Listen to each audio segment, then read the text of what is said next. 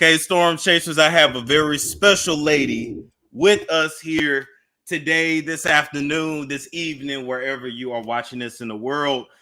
We have seen her stand by Mary Harvey. We've seen her cuss out Tasha K.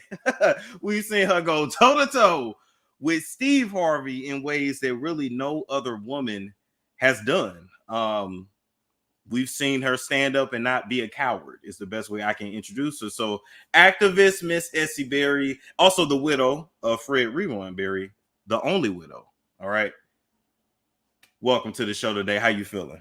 I love your introductions for sure. I want to welcome everybody to chat when you get here now or before. And I'm just honored, Storm, that you allow me to be able to come on your platform and speak my truth. I want to say something before we get started so we can set this pace. Yes. As a woman, and I see all these people on internet. Can y'all see me okay? You see me okay, right? Oh, yeah, you good. You good. That's like, I'm not a blogger. I am a civil rights activist. So what y'all see me doing on screen about Steve Harvey is different when you fight for someone else, but it's totally different when you're fighting personally for yourself.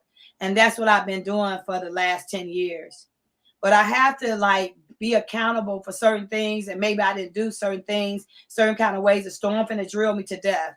But this is about victims, not just Mary Harvey. I was a victim of Steve Harvey's. And if you didn't see a video I released, a Storm, I sent it to him too.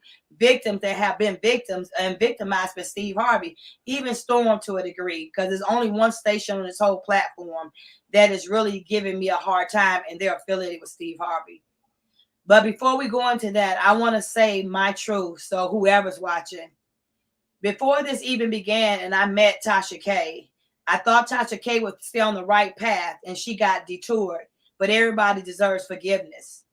But I have to say too, some of the things that she did over the years, I did not like it. But without Tasha K, Mary's story would not have went viral, because she was the first person that gave my voice a platform to be on.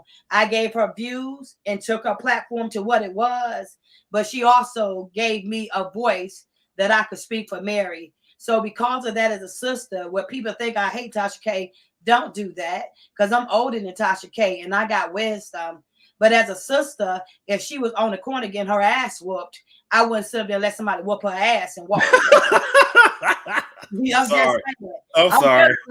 I'm a cat, Then when we get through, I'm gonna take my butt on back where I should be. But she's a sister at the end of the day, and at that time, she saved me and gave me her voice. So to that, Tasha K, I'm always grateful. That's a real sister. See, a fake person wouldn't be able to come and say that right now. Yes. Go ahead. And I will say this, I'm glad that you did address that. For whatever reason, Tasha K has brought you up, but she wouldn't say your name. So she brought you up, of course, in the interview with Jim Townsend, who is Marjorie Harvey's ex-husband. And she just said, we ain't gonna get into that. And then when she emailed me, when she saw you and our video that we did a while back, that apparently just really touched her and touched her heart. She said, yeah, Jaguar Wright's mother, Essie Berry. Okay. And then she brought you up again. She said what? She had called you Jaguar Wright's mother, basically saying you crazy like Jaguar. That's what she was going to take that shit back right now, but okay. Okay. Go ahead and finish. I'm just messing with you. Okay, go ahead. But then she brought you up again in that apology video she did. That was maybe like a month or so ago, maybe a month and a half, to Vaughn and I. And she said, I saw Storm's interview with this person, and we're not gonna get into that. So I say it's gotta be something special about you, because this lady will open up her mouth and talk about anybody. I mean, she's exposed her own mother, exposed her sister for sleeping with rappers. So for her not to want to say your name, you must be mighty special. And I actually found something from 2017. I don't know if you can see that, Essie. Okay, yeah, I can. So this is from April 20. Day before my birthday, April 27th, 2017. Right? She said, just got off the phone with Essie Berry. She just got flagged on YouTube just 1 hour after my videos were flagged by Steve Harvey. He is trolling. More shit to come. stay tuned. So she can never deny you. We go on Facebook, we go all the way back to 2017, 6 years ago. When I gave her the story. Almost 7 years ago. And as a matter of fact, I know for a fact she was not that big back then because this post only has 14 likes. So this one, she was just getting her start. I just want y'all to know that. And I like how you do that research and let those things come out. And at the end of the day, the way somebody feel about me, whether you feel like I'm Jaguar's mama, sister, or whatever, I'll take that role because at the end of the day, I've never spoke to Jaguar personally. It'd be nice if we could meet up on your platform one day. Mm-hmm. I sure we'll have a laugh. But ain't nobody sued Jaguar. Ain't nobody throw Jaguar in jail for saying that she lying because they know she can start a whole shitload of stuff. So a lot of times when people want to try to portray someone as being, especially Black women, crazy or not being affiliated, you ain't walked the shoes she walked in. And at least she's strong enough as a Black woman. And that's what I admire about her the most. She don't give a fuck. You get what I'm saying? And that's what I like about her. If we got more people standing up like that as men and women, we have a whole lot more damn unity going on. And I want to say this too before we move on. This was one of your original YouTube channels. Okay. I'm looking at the views 20K, 65K, 12K, 69K, etc. Especially back in 2017, that was a lot.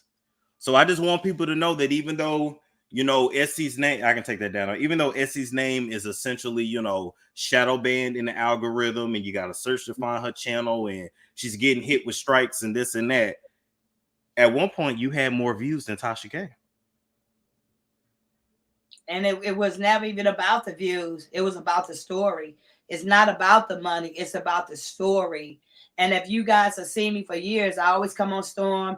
We done talked about Steve. We talked about Mary. We talked about what, but I never got that personal to worry about myself because I wasn't concerned. But now I need to let the world know as an activist and as a woman what I've went through. So that's why we trying to start from beginning to end. So thank you for pointing those things out, Storm, about Tasha K. And for whatever reason, like if she know like I, if you know like I know, oh, you ain't trying to step to this.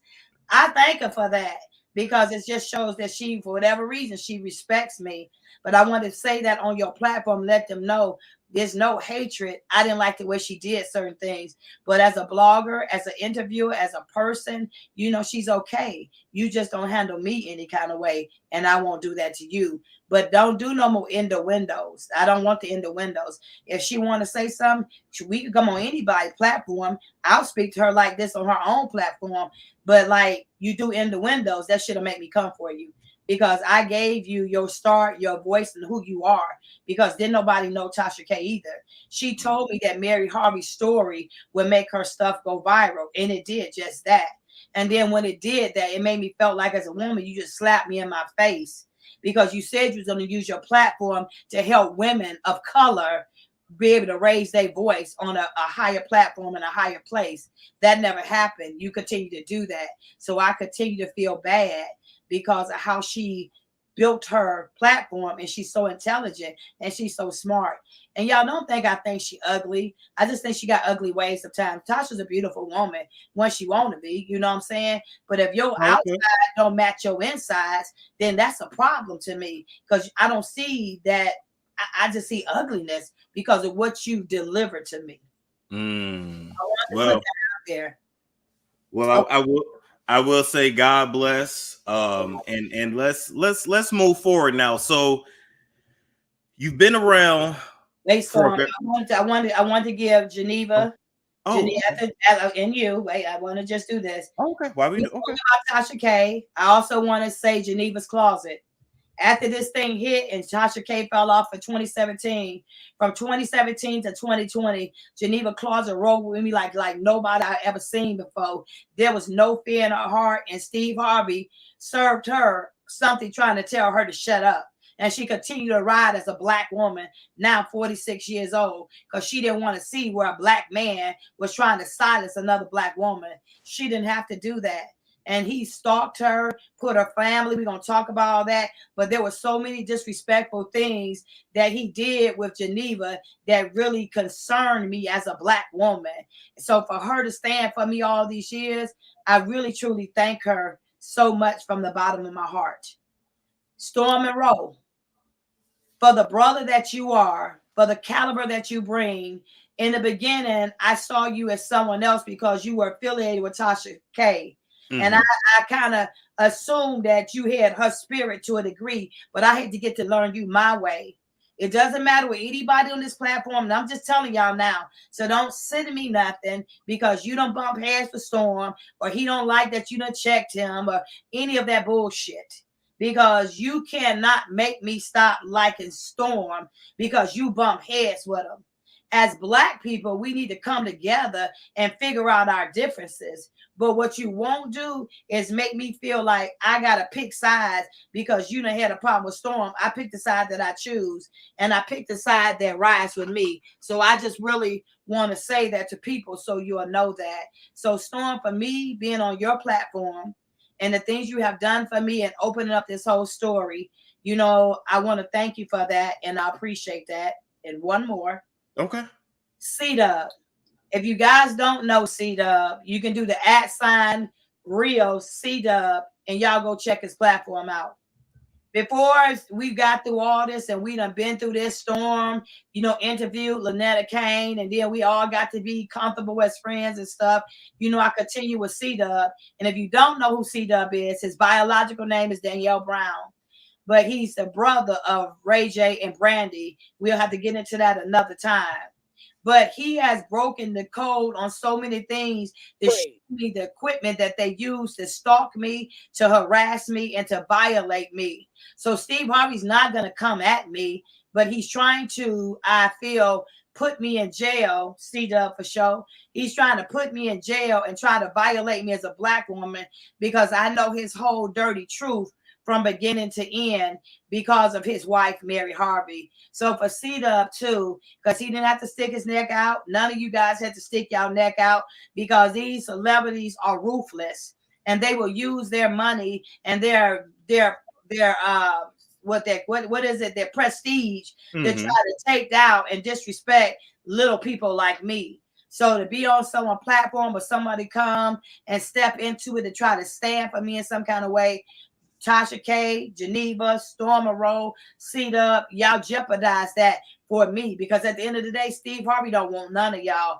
He wants me to shut up talking about him, and he want me to shut up talking about Mary Harvey. So I just want to say, and anybody else who don't roll with me, the bloggers who are picking up this story because you know I'm telling the truth, and I thank you for acknowledging that I am a civil rights activist, and that I do stand for justice, and I'm just not up here running my mouth to be running my mouth. I get that. I get that. I get that. And we thank you for that. You always keep it real, even if other people don't.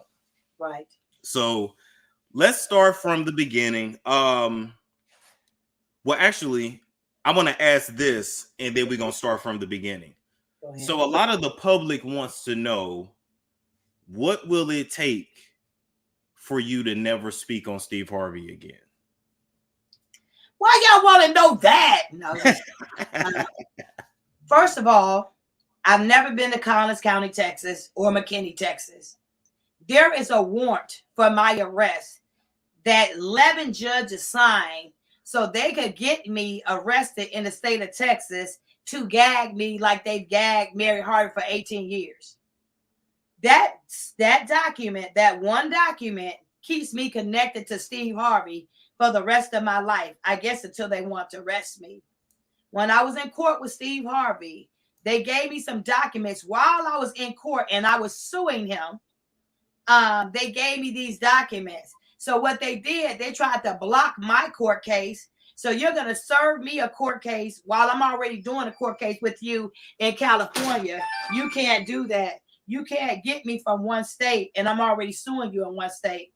So he went back to Texas, got these papers, and brought them to the courthouse and sued me. Fuck them papers. Because you're not going to violate me as a Black woman. Take the warrant off me. Stop trying to blackmail me. Because until you do right by me, you didn't do right by Mary, you didn't do right by your wife, you didn't do right by your first wife. My name ain't Mary, Margie, or Marcia. My name is Essie Berry, EB. Take that shit off of me, and me and Steve Harvey ain't got no ties. But I'm still going to do my book. That's what I'm going to work on now, because I want it out there to tell my truth. Because people continue to try to silence you. So the only way, this got to be some of his people calling now back to back like this. I'm not going to do that. The only way that I would not talk about him again is to stop blackmailing me. Because how is it that you have 11 judges sign a piece of paper that was to scare me, right? And you're going to gag me in a state that I've never been in. There's documents. Pull it up. There's a warrant for my arrest in College County. I was going to ask you. I have the warrant here. It does show your birthday. Are you okay if I show that? I don't give a fuck. Okay. All right. I'm about to put it up right now. Why? Why is that active warrant on me? Mary had a civil case. So while I was going to court in California, they served me with some documents to try to get me to go to Texas so they could gag me in Texas so I could not finish suing Steve Harvey in California. Because of the blatantly disrespect and blackmail, collusion, and conspiracy, I walked away from all the cases because I wasn't getting ready to do that, because I knew that God was going to help me come a better day. And I ain't scared to show who it is, because they have a warrant against me. And the number that carries on this warrant is the same number that is on Mary Harvey's divorce decree. So the warrant number is affiliated with Mary Harvey's divorce decree. Tell me how that's even possible. I'm talking to people in Texas right now. They saying none of this is legal. If there was a civil case pending and I couldn't make it, I would have to call and redo the date. Mary's divorce case was a civil case. How did y'all turn around and turn it into a criminal case? The same way you turned this into a criminal case is the same way they arrest Mary. They said Mary violated a gag order, but the courts, which I have a phone call of, said that Mary got arrested for not paying child support. Where the hell they do any of this at? And Steve had the kid. So he's used to putting warrants on women of color and trying to violate him. Now, he already tried to make me look like a criminal. He got Mary and put her in jail and made her look like a criminal. And he did a transgender woman by the name of Corlonda Harris. I'll try to send you that so you see it. So that is 3 black women, and it was a 4th one. Her name is Lovely V. That he tried to make us look like we were criminals. I'm the only woman that pretty much that he ain't been able to shut up. So as physically as you guys are watching this, there go the 11 judges. There go the 11 judges that signed that warrant against you, correct? Yep. That's modern day lynching. How's that possible? How is it that that should be investigated alone, that my little short black self ain't but 4'9", never been to College County, never been to McKinney, Texas, never was affiliated with Mary until I wanted to do a reality show. But Steve sent this paper from his lawyer, Bobby Edmond, and gave this paper to me with these judges at the back, alluding to the fact that all 11 of these judges signed this warrant to bring me to Texas. I got to be a bad motherfucker for you to send up and bring me to Texas with 11 judges.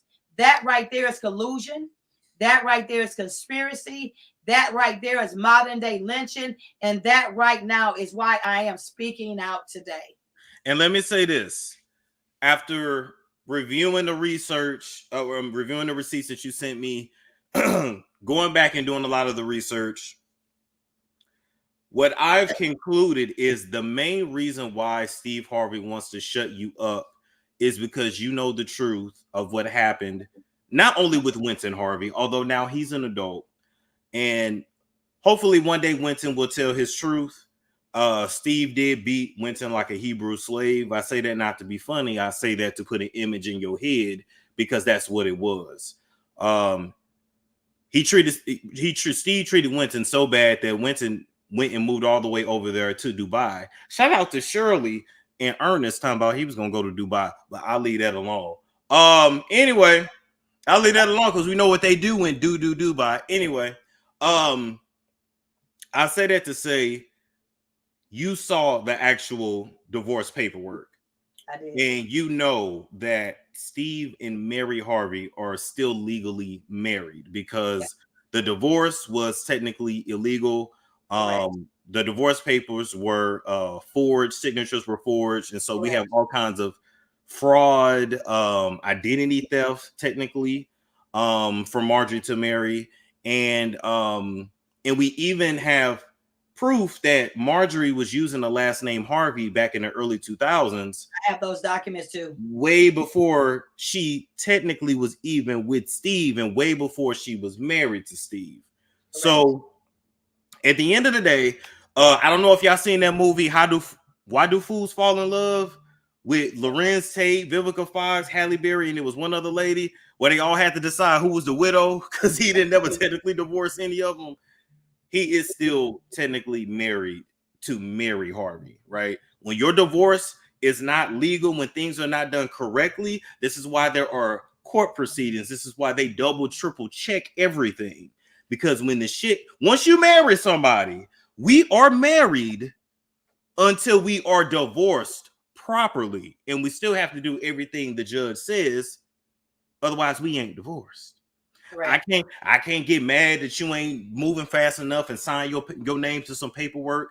I can't just not disclose some stuff. So yes, this is also the reason why, even though Marjorie is getting her back blown out by the pool boy and boom, and the judge, when she wanted to slurp him up and came out the judge's quarters, would come running down her throat and running down her mouth. Even though she's quick to lift that skirt up, because any woman that has never had a job ain't got no problem laying on her back. He said what he said. I said what I said. The way he said. Even though all of that is happening, and Steve has to constantly reassure us or reassure himself that he got a good woman, they will never legally get a divorce because they're not even technically legally married.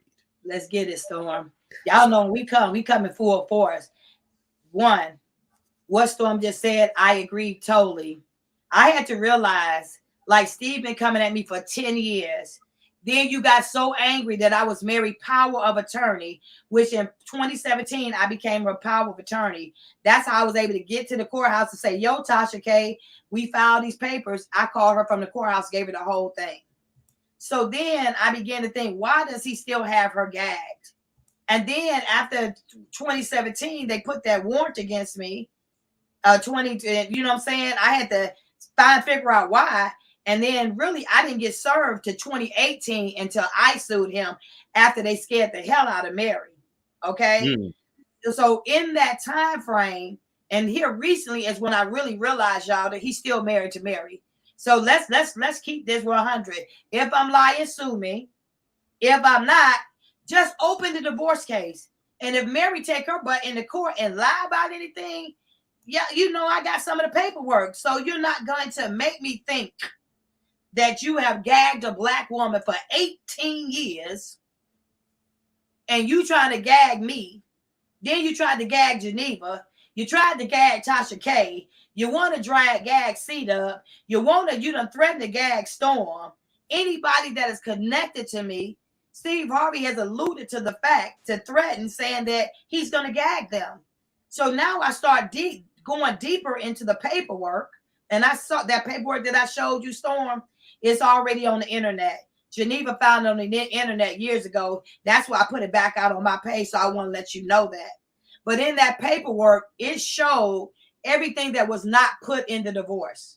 The judge clearly told Steve Harvey, which he didn't show up, Ricky Anderson, his co-conspirator and partner, Ricky Anderson, an entertainment attorney. He was not even a family attorney. This paperwork right here.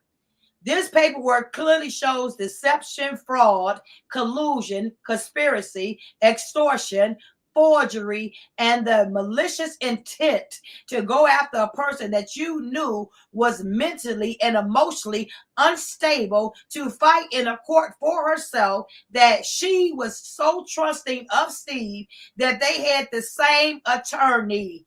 That right there would open this case fully back up. but it could not be done in Collins County because Collins County is going to be up on investigation for everything that I just said. Then they did not put all these properties in the divorce. 5 companies were not put in the divorce. I just really started back researching that here recently, you guys. Also, there's a lot of properties right here. Look at all this. And it was never placed in the divorce. A lot of stuff was not placed in the divorce. So that means that when Mary came back in 2009, she was still legally married to Steve Harvey while he was married to Margie. He said, the judge, Dry, said, and Mary's sister, Nancy, went to court with Mary, and the judge said in front of Mary, her sister Nancy, and Ricky Anderson, that until you divide all assets legally, Steve Harvey, you will still be married to Mary Harvey. Now let's stop right there. Let's stop right there. So first we have to go back because this is playing here, and I'm really looking at all this. Come on. All right. So first off, Steve Harvey claims that he has been broke several times over the years, right? Right. And I believe it, but then I got questions, right? Because for somebody to have been broke so many times, I'm looking at this. This man has a lot of property, like a lot of shit. And so either he's a very, very hard worker, or there is some money coming in from different activities. And I'll just say he on that Rick Ross. But I don't peg him to be a boss like a Rick Ross. You understand? So Margie is. But Margie is. Bingo. So let's go. Libra. Margie's a hustler, and she was messing with dope dealers. Libras are some of the most intelligent people that you ever want to meet in your life. Margie is. But go ahead. So let's go through it. All right. So we got property in Denton, Texas. One is 4.8 acres, 4.3 acres. And I have documents to show that was still in Mary's name in 2017. 3 of those properties were still in Mary's name in 2017. I have the documents. They have several estates, lots 1 through, they have at least 9 different lots, including that. Okay, we can't show that because I got the address. We'll skip past that. All right, cool. So then it goes to the bank accounts. All household furniture, furnishings, arts, appliances, equipment. First Republic bank account, First Eagle bank account. Then he was supposed to split the retirement plan, the pension plan, a key-off plan, I don't know what that is, employee stock option plan, 412 pension, 401k, employee savings, any unpaid bonuses, disability plans. In addition to that, his retirement accounts, different pensions, annuities, as well as a life insurance account. Then he has another life insurance. He has several life insurance policies. Golly, I tell you what, if that nigga died today or tomorrow, Marjorie gonna be set. In addition to that, stocks, bonds, and securities from Wonder Love Inc. He was supposed to then also split the value of a Range Rover, another Range Rover, a Mercedes-Benz, a Maybach, a GMC, another GMC, a F-150, another Mercedes-Benz, a Rolls-Royce, a Yukon XL, another Mercedes-Benz, a Ford Expedition, another Maybach, another Ford Expedition, a Range Rover, another Mercedes. And y'all, I'm looking, it's different ID numbers in different years. I mean, this nigga has so many cars. Ford. What did Mary get? She walking. She had to get her brother to get a car put in his name, and you didn't give her none of her shit. That's why they trying to gag me. I'm sorry, Storm. Go ahead. A Ford Escape, 2 more Rolls Royces, a Sea Ray model. I don't know what that is. Oh, that's a boat. Okay, so a Sea Ray boat, a Range Bass boat, the 4-wheeler. I don't think Mary wanted them 4-wheelers. He had 1, 2, 3, 4, 5. Wow, 5 4-wheelers. And she loved 4-wheeler driving. So she ride them motherfuckers. I got some pictures of her riding it. I'll send it to you. Not that one, but she got her own. I'm just saying. Gotcha. So he has different companies as well, different incorporations. So you got Harvey Entertainment Inc., New Op Inc., Why Known Inc., the Steve Harvey Collection. So is this how he get around taxes too? They open up these different corporations and put things in trust. Yes. Mm. Yes, and that's what they start doing. The houses that was in Margie's name, and they start putting everything in trust. I have some documents to show in 2003. Margie had her name as Margie Harvey. He then divorced Mary to 2005. If you find one lie in the case, that means the whole case is a lie. And if there is any fraud done upon the course of any court at all, then the whole case has to be reevaluated, reinvestigated, and redone. So if Margie take their butt to court, I don't think it's going to stand that way because he's really still technically married to Mary. Look at all the stuff you find it. And I will say this too. I didn't realize the Steve Harvey morning show was also a separate corporation split up into Steve Harvey endorsements, Steve Harvey radio bills, and then the Steve Harvey show. So he splits everything up. He got shit everywhere. He also left out his memberships to the country clubs, which if y'all don't know, that's worth a lot of money. 3 different memberships. His American Airlines, account, sure he got plenty of points. American Express points. Boy, shout out to American Express. I ain't never getting up my Amex card. And residual income that he's withholding from Warner Brothers, Disney, CPT, Radio 1, Fox, SAG, and AFTRA. See, I didn't go all the way through it to see that part because I had other documents. So to know that he's affiliated, you got Walt Disney. These people need to know there's been conspiracy and extortion that has really been committed. And he tried to make me look like a co-conspirator and an extortionist. So there was absolutely no reason why Mary should have left broke. Correct. But with all those different companies, they call them shell companies too. Yeah. All these different things. If you ain't got no good lawyer or if you ain't on your shit, it would be easy to get bamboozled. The man got 30,000 different damn bank accounts. But in the beginning, they had the same lawyer, which is Ricky Anderson. That's a conflict of interest, though. That should have been that right there is the whole thing. And knowing that Mary was up on the mental and emotional, and she had just got checked out of a mental ward. You can't do that in no divorce. She didn't even stay with the thing straight. They were just throwing papers in her face because she was friends with Ricky and Steve. You know what I'm saying? Ricky was friends with both of them, and he just started throwing papers in her face. And she was just like, they're going to do right by me. You see how he did right by her? Look at everything he did. Look at everything he kept. Why did you have to be so greedy? That ain't even my concern. But now I realize, now that is why you really want to shut me up. Because if you gag someone for 18 years or seal documents, that's trying to say that you're trying to quiet something. So if you even try to arrest me now, and you just seen what Storm showed you, the warrant and the 11 judges, that's like modern day lynching. The only thing is they did it with paper and pen instead of doing it with a rope around my neck. So this is who Steve Harvey is. The whole case needs to be investigated, especially when you guys know I'm an activist and I'm a mandated reporter. So when I reported Winton's child abuse and I started finding out about that, that's when I started being blackmailed. And Steve Harvey lawyer, Bobby Edmond, went to the media and said I was a co-conspirator. Please look the word up. And an extortionist.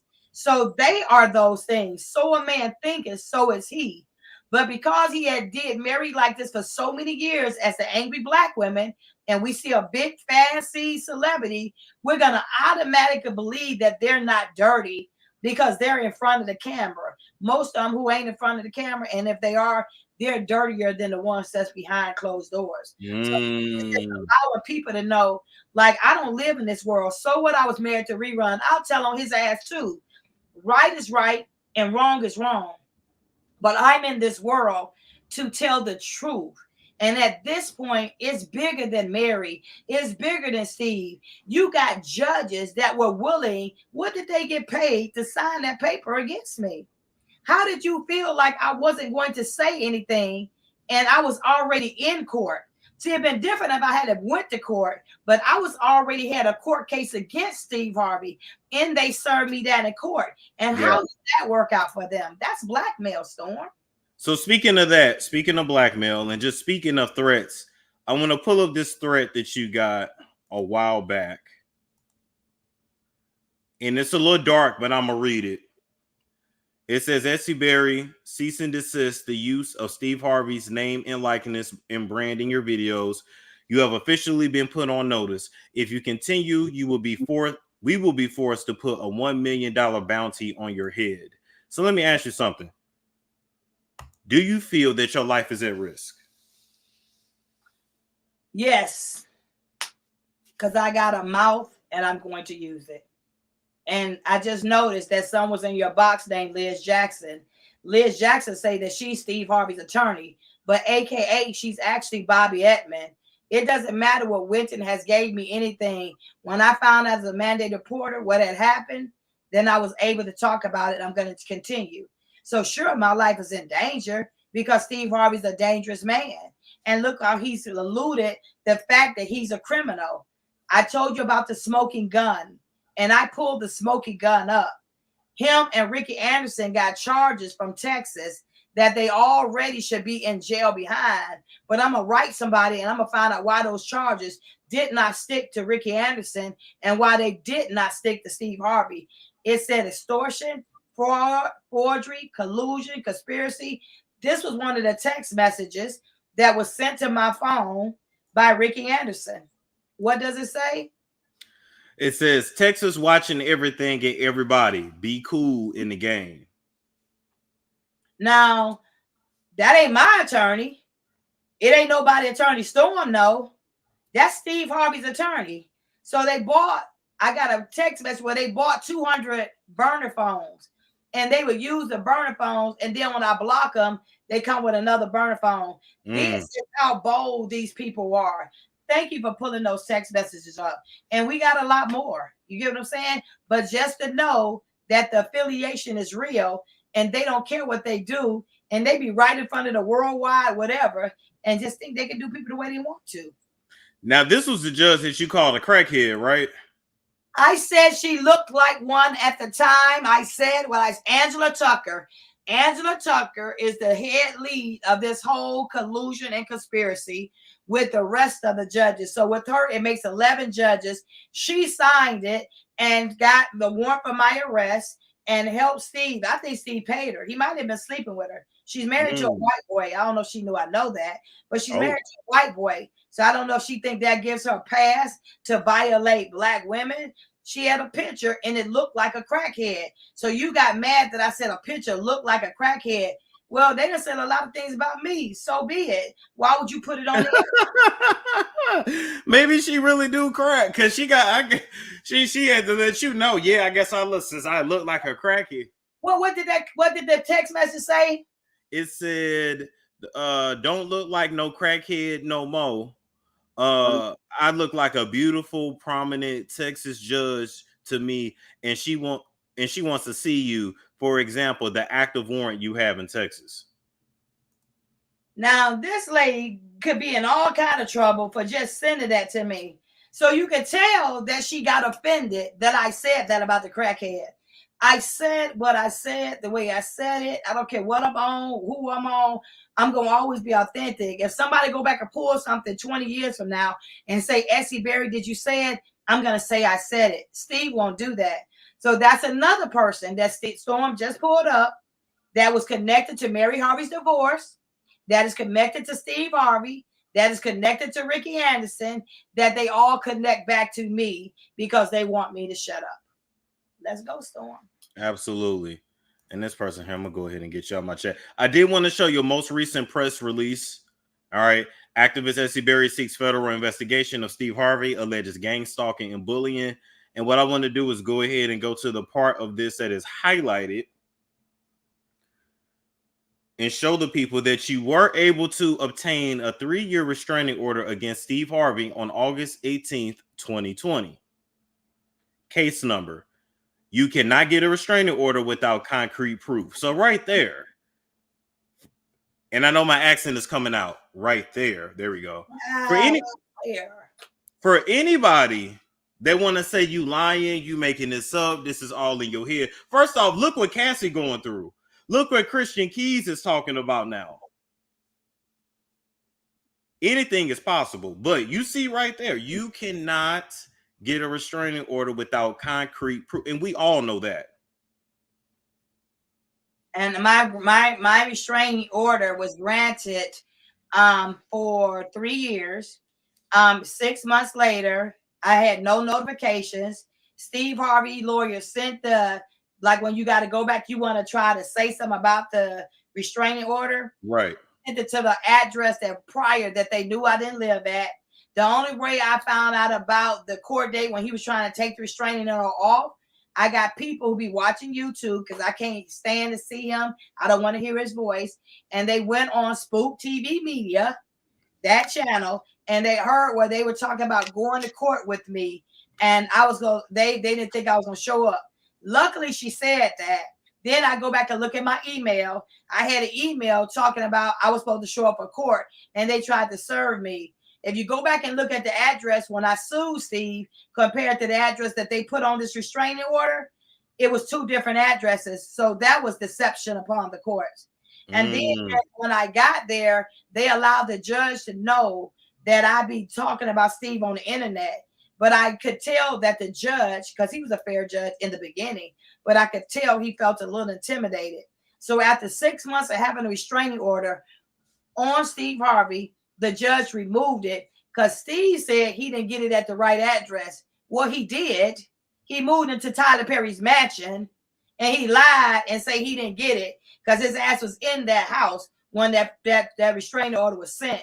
But wait, did you say wait? Did you say Tyler Perry? Yeah, he moved. He bought Tyler Perry's mansion in Atlanta. He went back to court and said the address that I sent was not the correct address because he moved, but he had already got served. The judge didn't go back and check that. He's not going to check it.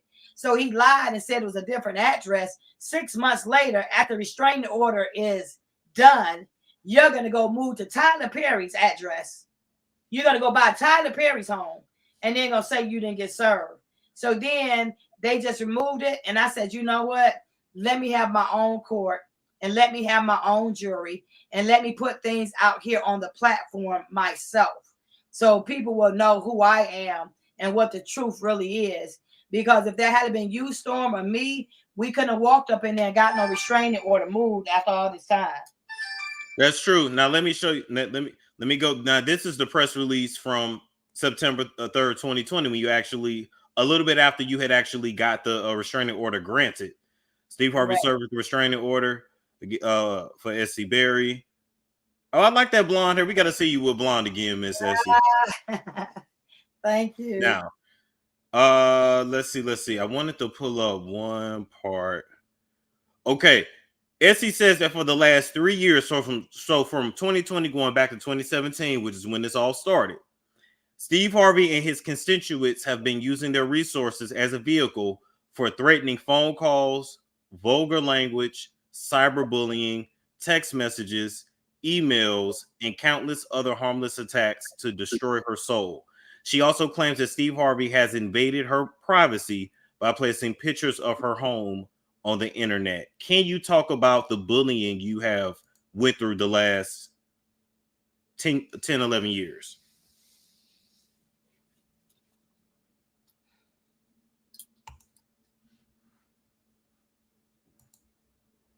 Storm, I am a rider to the bitter end, but I have never in my life experienced what I experienced for what Steve Harvey has done. I was in a facility helping cancer patients, just like little girls, like do hair and stuff, give them wigs. I had to move from that location. I had to move from the location where I lived at because I had so much of mounting evidence on, and leave Liz Jackson there. Check that out later because she's trying to co-sign for Steve Harvey. All this is going to nail them later. I had a whole lot of information like you see that I have. I took everything to a place called Montclair, California Police Department. Within 24 hours after I took that information down there, I come back, get on YouTube, and I see it on The Truth. The Truth has a page on this platform, on YouTube, TheeTruff. Now, he done had about 12 channels coming at me. And it said, a video said, a crazy woman went down to the police station. A crazy woman came down to the police station and tried to file a complaint against me. I did not try to file a complaint against me. I went to go file a complaint against Steve Harvey. They were bold enough to put that video up on the internet to let me know that they had called Montclair Police Department. I still have that video. So then an officer by the name of Perez, and I don't remember the other one, they came to me. They gave me the whole envelope back. I said, they didn't tell me about Steve. I had already saw the video on YouTube that they had called the police station. And I said, let me ask you something. Did Steve Harvey call the police station? He said, well, I'm not at preface to say so or something like that. I said, well, you brought me my information back. I said, so that's going to be a problem. I bet you if I call the FBI, your ass will start talking. So he said, yes, ma'am. He did call the police station. I said, so is that why you're bringing me my evidence back? He said, I'm not at liberty to discuss this. He said, I don't think it's right what they're doing, Miss Berry. He said, but I'm just an officer and they told me what to do. So I did that. Lee spooked too. So I did that. So after I did that, they told me, do you know there's a warrant for your arrest in Texas? I say, am I being arrested? Because if so, let me go get a little cute and put on my clothes. Right back out here. You know what I'm saying? He was like, no, we're not saying that. I said, so why did you say anything? But I wouldn't have known that they even called the police station if Steve Harvey had set up all these sites on YouTube, trolling and stalking me, being so blatantly blunt about the situation. So after they gave it back to me, I felt like I was fucked, Storm. I couldn't think. They went after my family. They paid my sister $3,000. He said this in a chat on C-Dub's page. He said he paid my sister $3,000, fried chicken, any kind of liquor she wanted. They bought her not Gucci. They brought her Prada. And she said she got a 2-piece every day. They was buying her. That's some cheap shit. You should have got the whole family meal if you're going to sell me out. No drink, no biscuit, no side ons. Come on, Storm. If you're going to do it and you're going to let somebody pay you off, you're going to let him pay you off for a 2-piece snack? Because you ain't have fries? Like, damn, you didn't have nothing to wash the grease down. You didn't have nothing to burp. And my older sister, and I'm laughing because I try to make humor out of this, but it's very insulting to know that he paid my sister $3,000, some Kentucky Fried Chicken. She said I get that and dollar Chinese food every day. They knew that they could get her. And then you're gonna come brag to me. And I have a sworn affidavit, Storm. Everything I'm telling you, she signed it and notarized it. And said that Bobby Edmond, I have video footage, Bobby Edmond, Steve Harvey lawyer, called her and said, yo, you gonna tell me where to find Essie Berry at? Can we talk to Essie Berry? She done got fried chicken and stuff now. She all happy. She'll tell anything.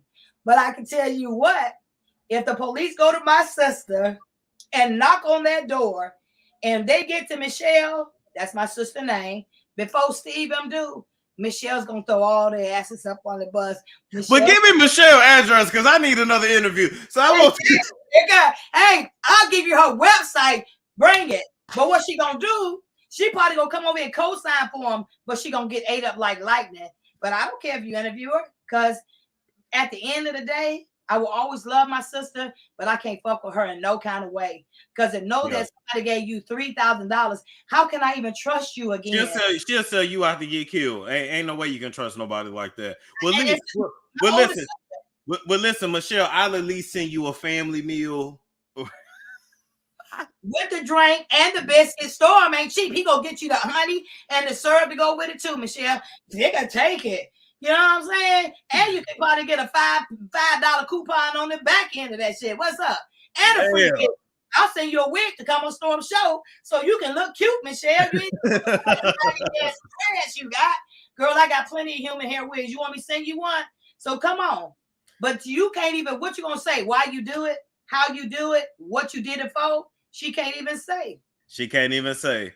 Now I'm creating a timeline. Now it's funny how when I'm pulling up these press releases, they're actually coming in threes, right?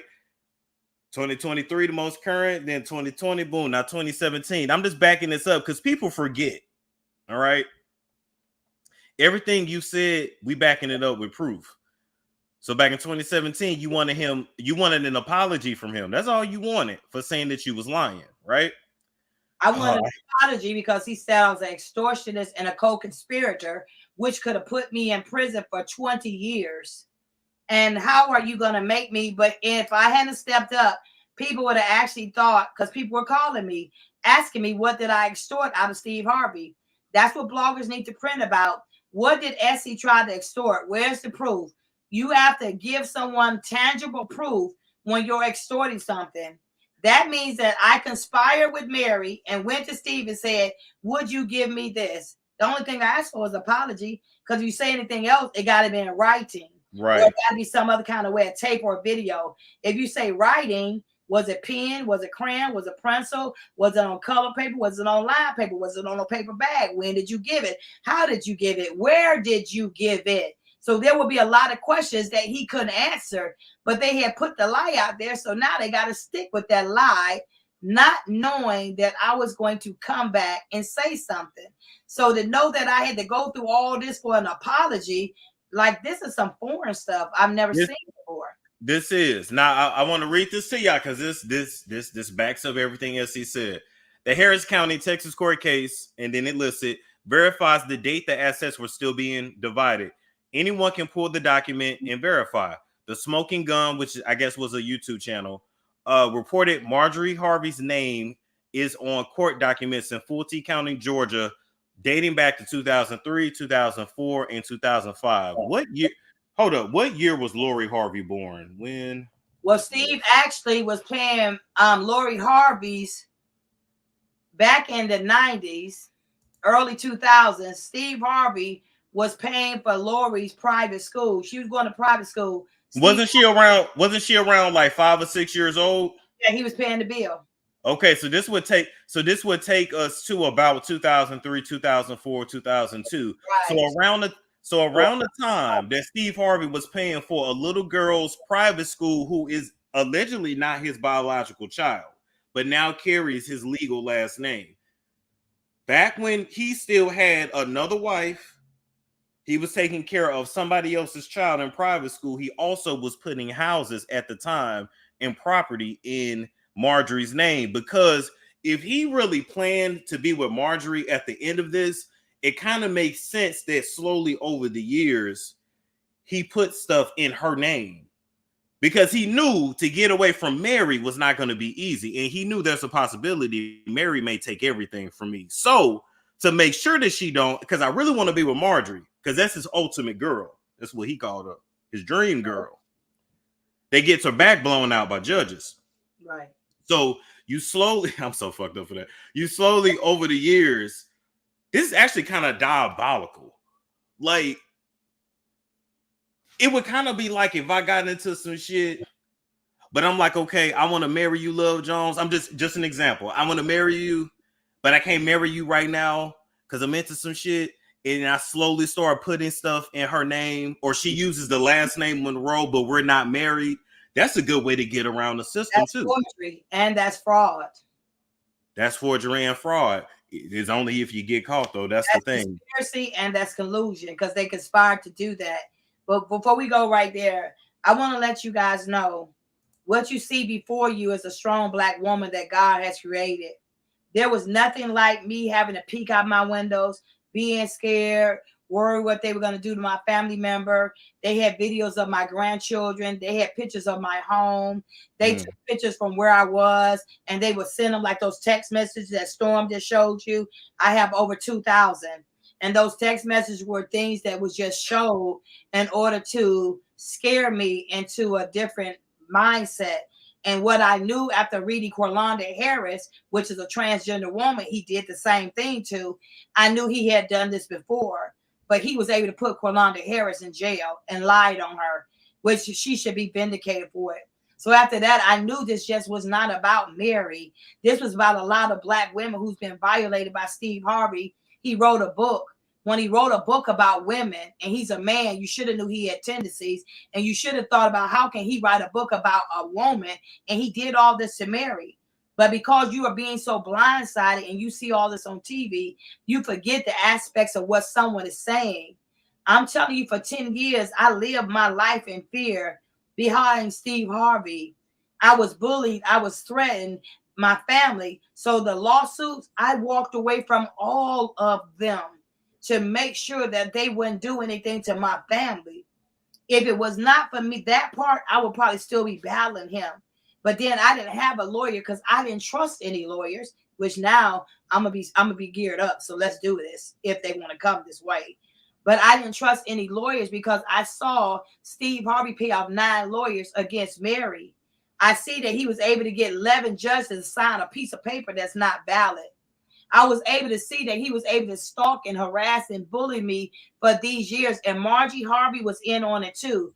I have a video where she had a clown mask on saying that she was actually Margie. I'm going to send it to you so you can see it, because they had done this for so many times. They got complacent and they got comfortable, and then they allowed themselves to keep coming at me, and I did not know how to stop. I've never been in a situation like that before. Not living in fear to be scared. If you do something to me, like, your ass is not going to walk back the same way you came. That's why I said maybe you'll interview my bodyguard, because I remember one night Steve sent someone to my home. He was supposed to be out in the car. I have the whole text message of him talking to me while he in the car, telling me to come out to his right cross, could put it in the bar, but I forgot, some kind of Cadillac, whatever, black. And he wanted me to come outside. I told his ass come up to my porch. So if I had walked out the car, what would he have done to me? But if he walked his ass up to that door, I would have snatched him in the house, and y'all would have been seeing it filmed on YouTube, because you was bold enough to bring your ass to my surface. And then you were bold enough, which I have this too, Storm, where there's a text message where it said that Steve Harvey donated Mount Clair Police Department $60,000. So that told me why the Mount Clair Police Department later brought my paperwork back to me. They explained it in the text message why they brought me the paperwork back, because Steve donated a police department $60,000. Money talk, bullshit walk. I guess I was a bullshit, because they took his money and they brought me all my stuff back to me. So when I'm speaking out, don't say that, why did Essie wait? Essie's been speaking out all this time, and I'm not just speaking for myself. I'm speaking for any victim that's been violated by Steve Harvey. I'm speaking out any victims that have been violated by any celebrities or anybody. Now is the time to speak out and speak up. That's my motto now. Hashtag speak out and speak up. Now I wanted to bring this article up from 2013, I believe it is, right? And this is from Fox. Y'all see it right here, right? December 20th, 2013. Another three. We've been going in. Okay. Talking about them threes, y'all tell us. Okay. That's what I'm saying. All right. So, mind you, now 2013, Steve Harvey's ex-wife speaks out from behind bars following arrest. Remember, he had her arrested. We talked about that. I sent the reporter to her, and the reporter started taking this nigga side. Found her in contempt of court in Collins County, the same county you have an arrest warrant in, right? Now, the civil matter is in the latest legal fight that has gone on several years in their marriage. The marriage is a spotlight of Harvey's career that spanned 16 years that ended in a bitter custody battle and divorce in 2005. Here's my question. The alleged divorce was in 2005. What year did Mary and Steve separate? They never actually separated. They were still together up until the divorce. He was just on the road having an affair with Margie, and Mary was just staying at home getting her stuff together, trusting Ricky Anderson, thinking he was going to do the right thing. So they were still actually married the whole time. There was like no separation. He didn't move out or nothing like that. Not that I know of. No. Now, remember, on the other document that we just showed, we showed that Marjorie Harvey's name was on his property on different properties in 02, 03, and 04. So I was right with what my theory was. And what was your theory? He started putting shit in Marjorie's name because ultimately that's who he wanted to be married to. He was done with Mary. I think after Mary gave him that money for that comedy club, and the little time went by, he been done with Mary. He just had to figure out how to get out this shit. But remember, Steve will marry, all his wives were Libras. So see, he get fascinated with Libras. You see what I'm saying? So he knew that Libra could take him to another level, but he got it all with Margie, the pretty green eyes, the whatever he think her body should be, street smart, which she's not. And then, you know what I'm saying, she would do whatever she tell him to do. And then he's a rich millionaire, and she used to dope dealers. She ain't never had a job in her life. So where did she get money from, not ever having a job in her life? You know what I'm saying? So this is what he appeased to, and this is how he you know, because listen, there's I don't know if y'all saw it, where when y'all first saw Marge and Steve kind of coming out, Steve was like, yeah, tell him what we met. Tell him what we met. Y'all remember that? And she looked like nervous. He had coached her. He had coached her into what to say. He met Margie in one of them little dope dealing houses where they play cards and stuff. They have them all over the country. They be in the woods, and was kicking it with Boom. So if both of her dope dealer husbands got arrested, and then you got Boom knowing her, and Boom still selling product, Boom was still giving Margie product to sell while the man was in jail. So she was still a queen pin. Because how was she making the money? She can't never say one job she done worked at, because she's been a hustler all her life, and she go with men that got money. So Boom kept her in the game, and when Boom kept her in the game, he introduced them in that place together. And then Boom went, now this is all the writing somebody gave me. Boom would introduce her to high profile men. So happened he introduced her to Margie, and that's how they became what they are. See what I'm saying? So there go Boom right there. And how does that look? I just wanna stay on this for a minute. I want to know who told them that this was appealing, or that this would be I don't understand the picture. Mary said she didn't either. You know what I'm saying? Understand the picture. Like, I don't even get it. Like, what's the purpose? I mean, I got plenty of female friends, and I would never have my shit out like that. Would you dress like that with a man and have a picture like that with your bro? No. No. Yeah. And then you gotta Lil Joe said this pic is wild. Yeah, right. For real. Hi, Lord Jones. Love you, sweet. And thank all you guys for joining us. I love you guys all. You know, but everything that's coming out now is making more sense. It makes you know that there's something behind all this. Like, because there's such thing as love, but Steve was overrated with it. It was like they wanted to sell us on something that was a lie. If I am lying about anything that I have stated, then open the court documents and prove me to be wrong. They would rather try to get some illegal way to throw me in jail because I'm telling the truth about Steve Harvey. And anybody who I go on their platform, anybody I step to, anybody I say something to somebody standing for me, they will try to harass those people as well. That's why I'm in a secret location. Nobody, you can't find me. And do what when you do? Because you got to come way out to find me. And when you do, that's going to be some issues that you ain't even ready for. I'll be filming that shit on YouTube for sure. For sure. And yes, y'all, this is real. This was back in 2010. Tommy had took some pictures like this too. It was supposed to be for some kind of charity. Now that I think back, they did some sort of calendar, and it was for some kind of charity back in 2010. But just look at these pictures. Ladies, do you find this sexy and appealing? I don't think it's nothing about Steve Harvey. Do y'all see that? Pull them up, girl, child. I'm just saying. Hold on, Storm. Okay. Do y'all find anything about this sexy and appealing? Does this make you more attracted to Boom or to Steve Harvey? Or do y'all think that they should have put their clothes back on? When did Steve Harvey look like that? This was 2010. And Sir, I remember. Put your clothes back on. He said, put your clothes back on. I remember when Steve Harvey had this morning show and he was like, yeah, I'm on this elliptical and I'm on this every day getting ready for this photo shoot. I actually remember. Because this was back in the day when I used to listen to it's the Tom Joyner Morning Show. I mean, this was a time we had. At one point, we had Tom Joyner, we had Ricky Smiley, and we had the Steve Harvey Show. And Shirley Strawberry. This was back when we used to be able to think we could listen to your advice with your fucking ass letter. Should have took your own damn advice, Shirley Strawberry, married to that damn molester. But you weren't even really married. So birds of a feather flock together. And this is the thing, TD Jakes, which I got video footage of that, what Mary talked about. Mary said TD Jakes married Margie and Steve in Hawaii. Why y'all had to go to Hawaii? Why y'all do it over here somewhere? But okay.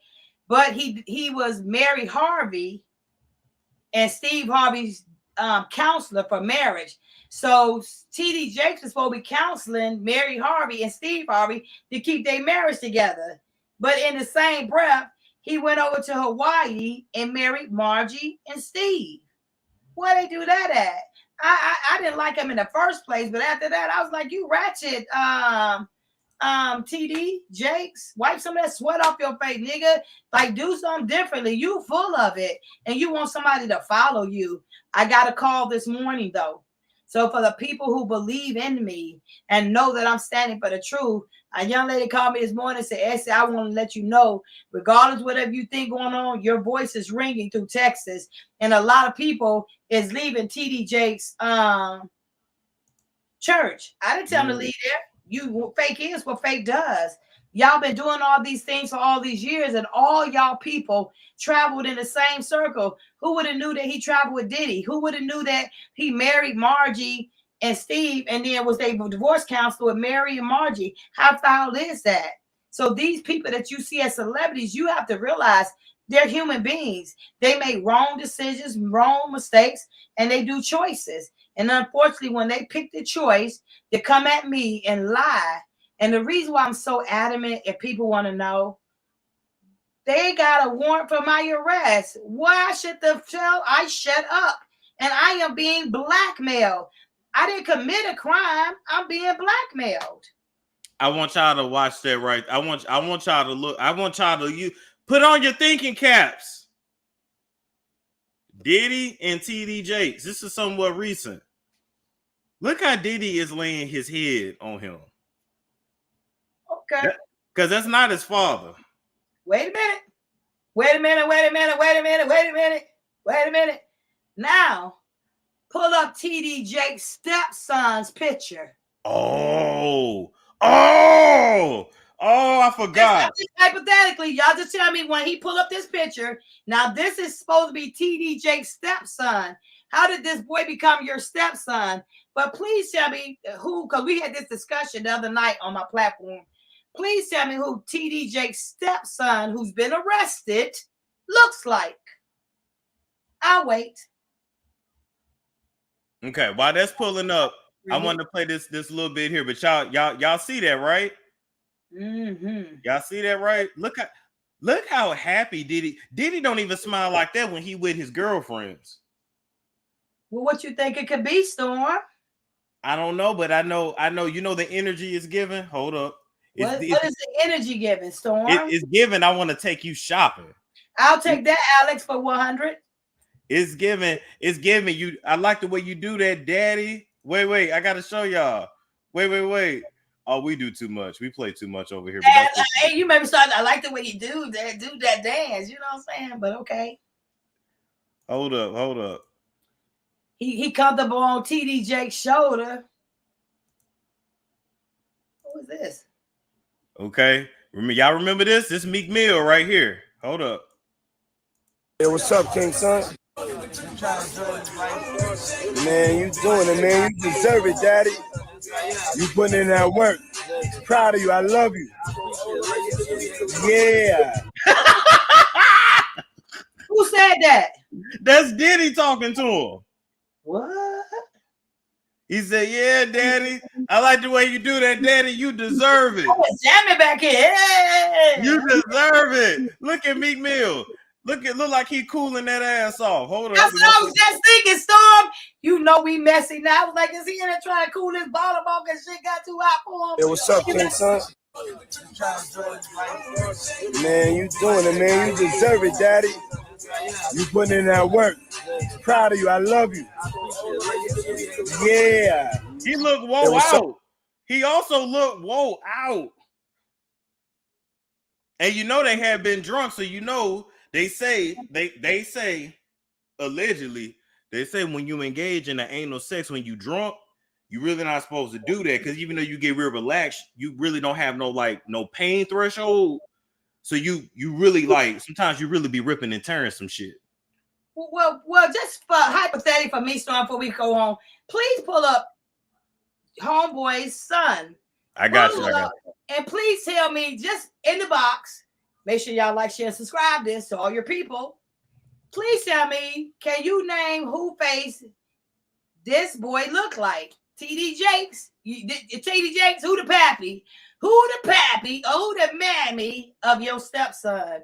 And Quarry minds want to know. And this just goes back. Steve Harvey knew who he looked like. I said what I said. Please tell me who he looked like. I'll take a drink to that too, Storm.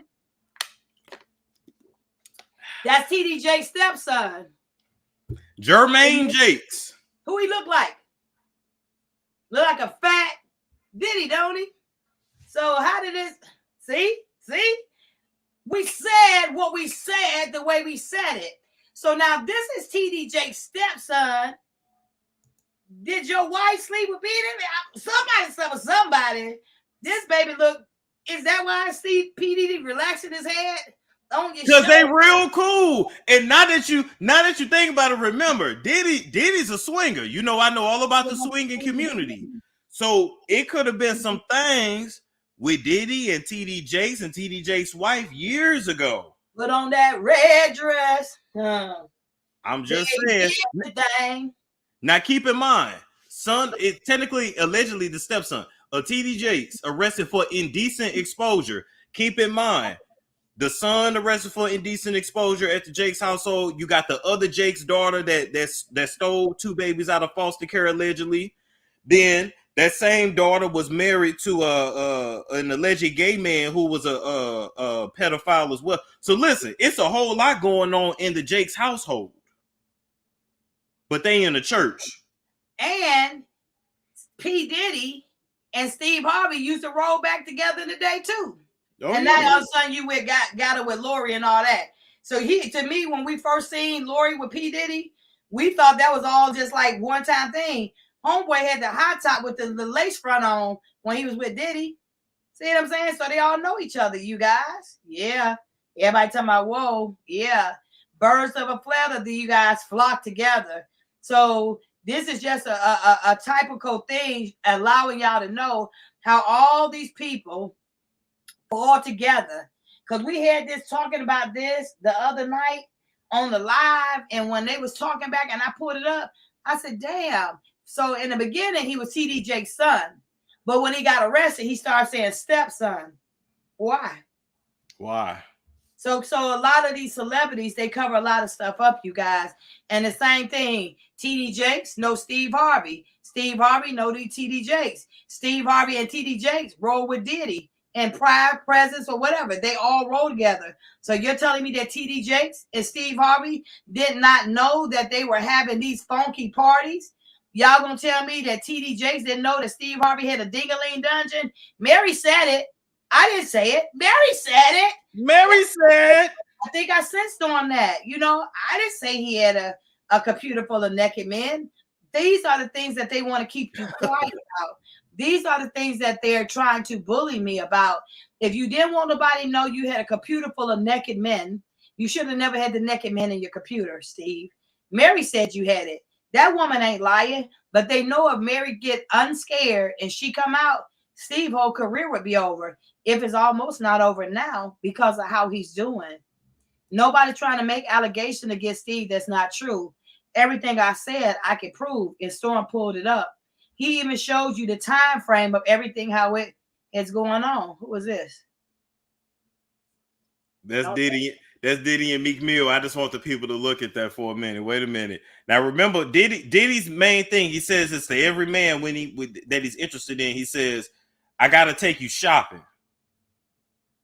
They dressed alike. Oh, they dressed exactly alike. Child, secret ain't safe in the who's the giver and who's the receiver, and who's the little white boy trying to be the little pleaser. Y'all better stop now. Yeah, y'all ought to know when me and Storm do it. Come on. Every time me and you get together, we get into some shit. That looked like somebody did a little something strange for a piece of change. They shit is, y'all see the shirts, the jackets, the sleeves. Hey, what you say? I mean, they look like they clean too. I mean, perfectly matching. This look just like, you know how you always got them relatives, they've been roommates for 30 years. Big Mama still talking about that's his friend. Nah, Big Mama. That look like somebody did something strange for a piece of change. Damn. But you know what though? You know the crazy thing? They look happy. They look like a couple who birthed a white baby, if you want to know the truth. They Yeah, look like, they look like a black perfect couple who done birthed a white baby. You know what I'm saying? Child. Diddy, don't y'all come after us for talking this shit. You should have had the damn paper. And he's too close to your private parts if you want to ask me. But y'all do make a cute whatever. I got to take you shopping. You can't say you didn't take this nigga shopping. Because, baby, the clothes tell it for itself. Y'all should have dressed a little Peter Pan down there like it too. So that's together. But I mean, look, cutie, this is a lot. Because this reminds me of when I worked in foster care, and it would be a same-sex couple that was looking to adopt a child. Like, that's the energy. Well, they done it. They done it. He like, yeah, Dad, yeah. They crazy. Somebody gonna take this picture and go run and tell it now. But it's just what it is. It's the point of it is, it's a lot of foul stuff going on. And until you came on YouTube, this is where all the action at. This is where the truth is. He happy as two 217 between the black boys like that. He real comfy. Look how he tucked up in between them. He all tucked up in there. Wait, where's his other hand? What's his hand holding? Wait.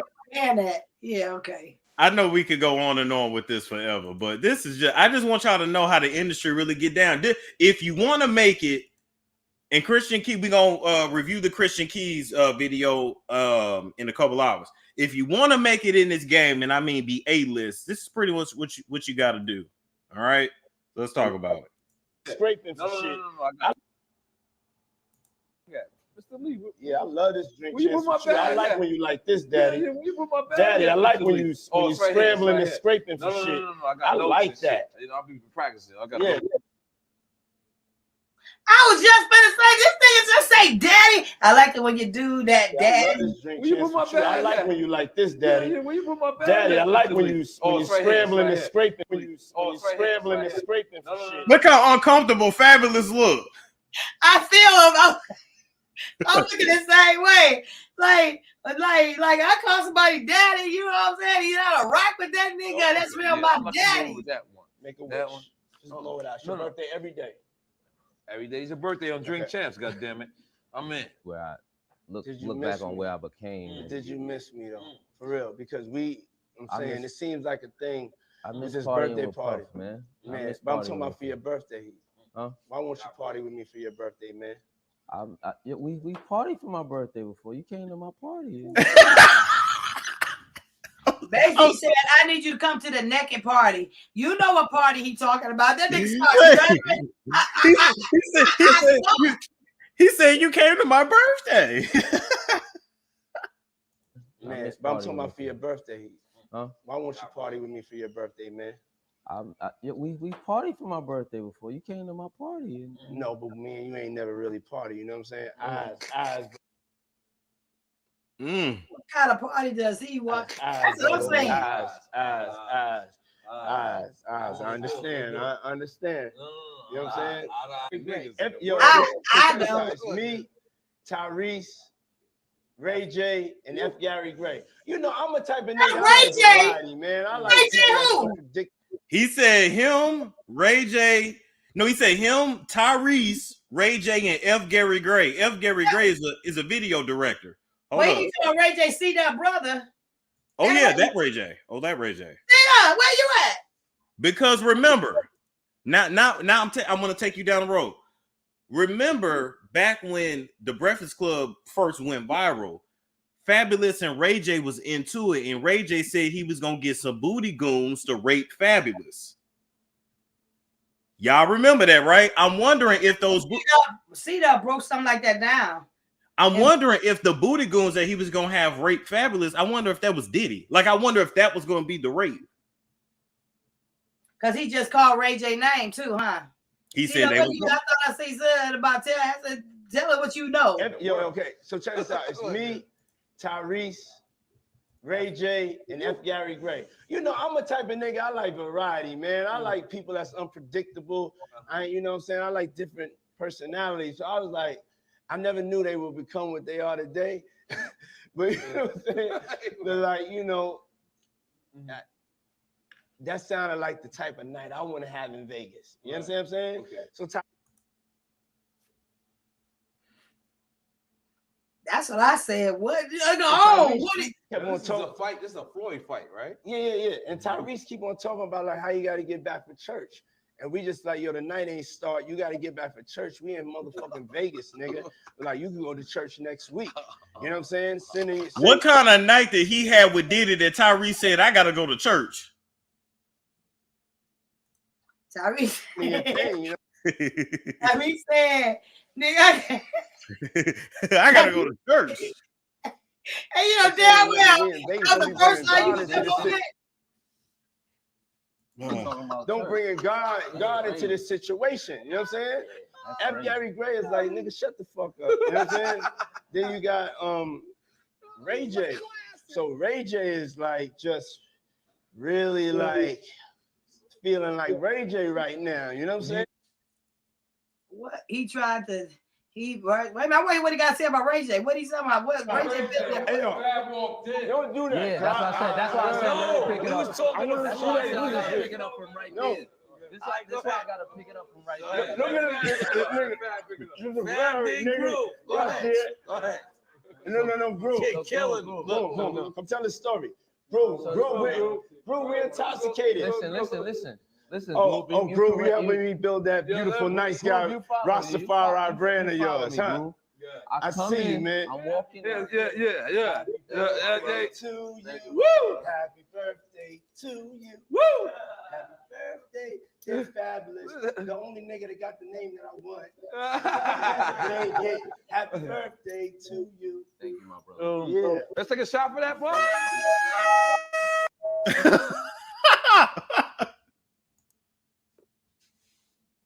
I'm still stuck in like he didn't finish what he said about Ray J.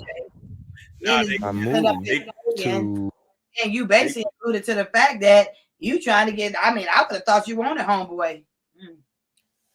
And just in the family ways, y'all. This is what be going on in Hollywood all day. Yeah. You saw Steve. Now remember, I got that text that said I can have you in the room with Diddy tomorrow. 6 months ago, 7 months ago, what was they gonna do to me when I got in that room? I remember that. That was right after we went live. They want to storm, y'all. They want to storm real bad. What? It wasn't even 2 days after Storm we went live with that. They was like, Storm, we want you. Storm was like, Essie, what you think? So, because they didn't want. Can I tell the Storm? Yeah, tell it. They didn't want Storm. They wanted Storm, right? But they wanted Storm and revolt, but they didn't want him to say nothing about Diddy. Now I know the fuck why. Because all they do all this was get ready to come out. That was a specific thing they said. We want you over here, but don't say nothing about Diddy. Why? Yeah, said I gotta chill on that. But they can say I can talk about anybody else, say anything else I want. We'll give you your own show. It's gonna be sponsored by De Leon. Like we're gonna make you bigger than Jason Lee. I bet they was. Diddy want some of that fabulous. Diddy want some of that fabulous stuff.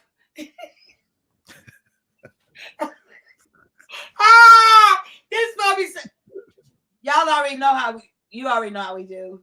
Like, it's the truth. The truth shall set you free. Yes. Like, he just told on himself.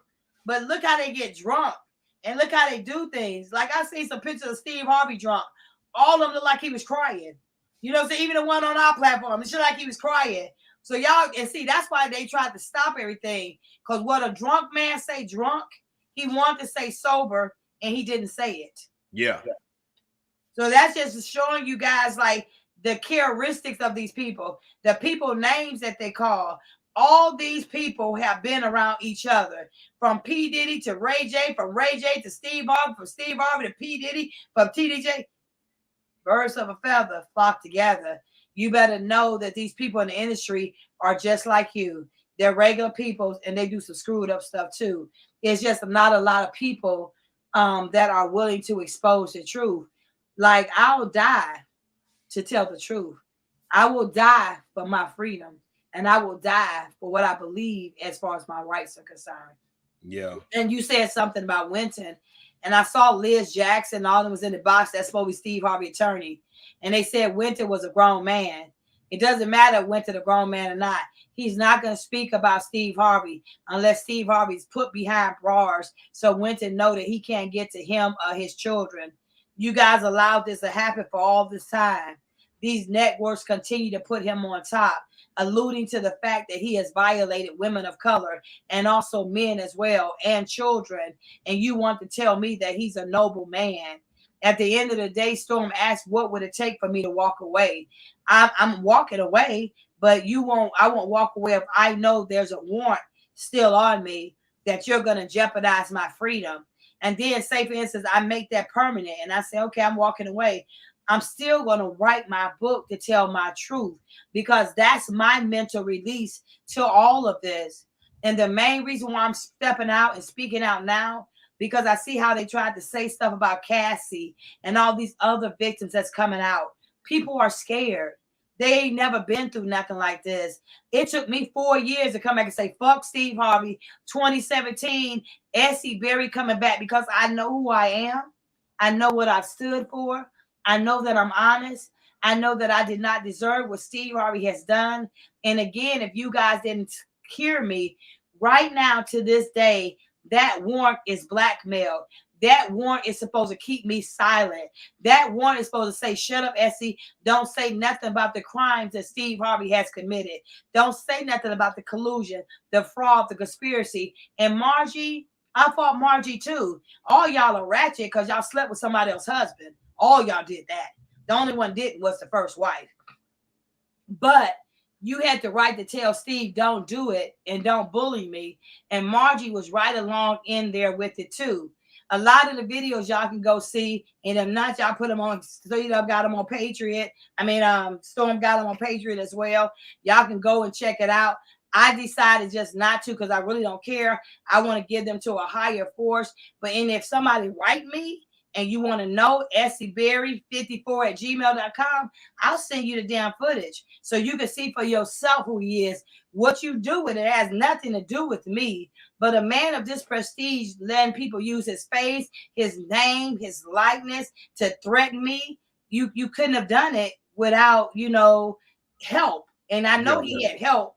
And even if somebody say that Spook TV got some dude on his page right now, it doesn't matter. The dude said that Steve Harvey paid him to help bully me and bully my family. And the Safe at Home program that I am in, it is okay, but that was my way of justice to see, would they take this paperwork? Not one document that I affiliated myself with the Safe at Home program. It all has Steve Harvey name on it, and it has this channel, Spook TV Media. But at the time, it was called Spook Channel 7. It's on YouTube. He changed it because he knew about the restraining order, and he knew he was in court documents with this name. And I sent it to Storm also to show, you might want to play with this one. But that's one of them. Let's do it. for live coverage at the courthouse regarding this bald-headed ass extortionist. Go on the Truth page. Yeah, the Truth gonna be having live coverage, including videos and photos throughout the whole day at the courthouse. Be there or be square.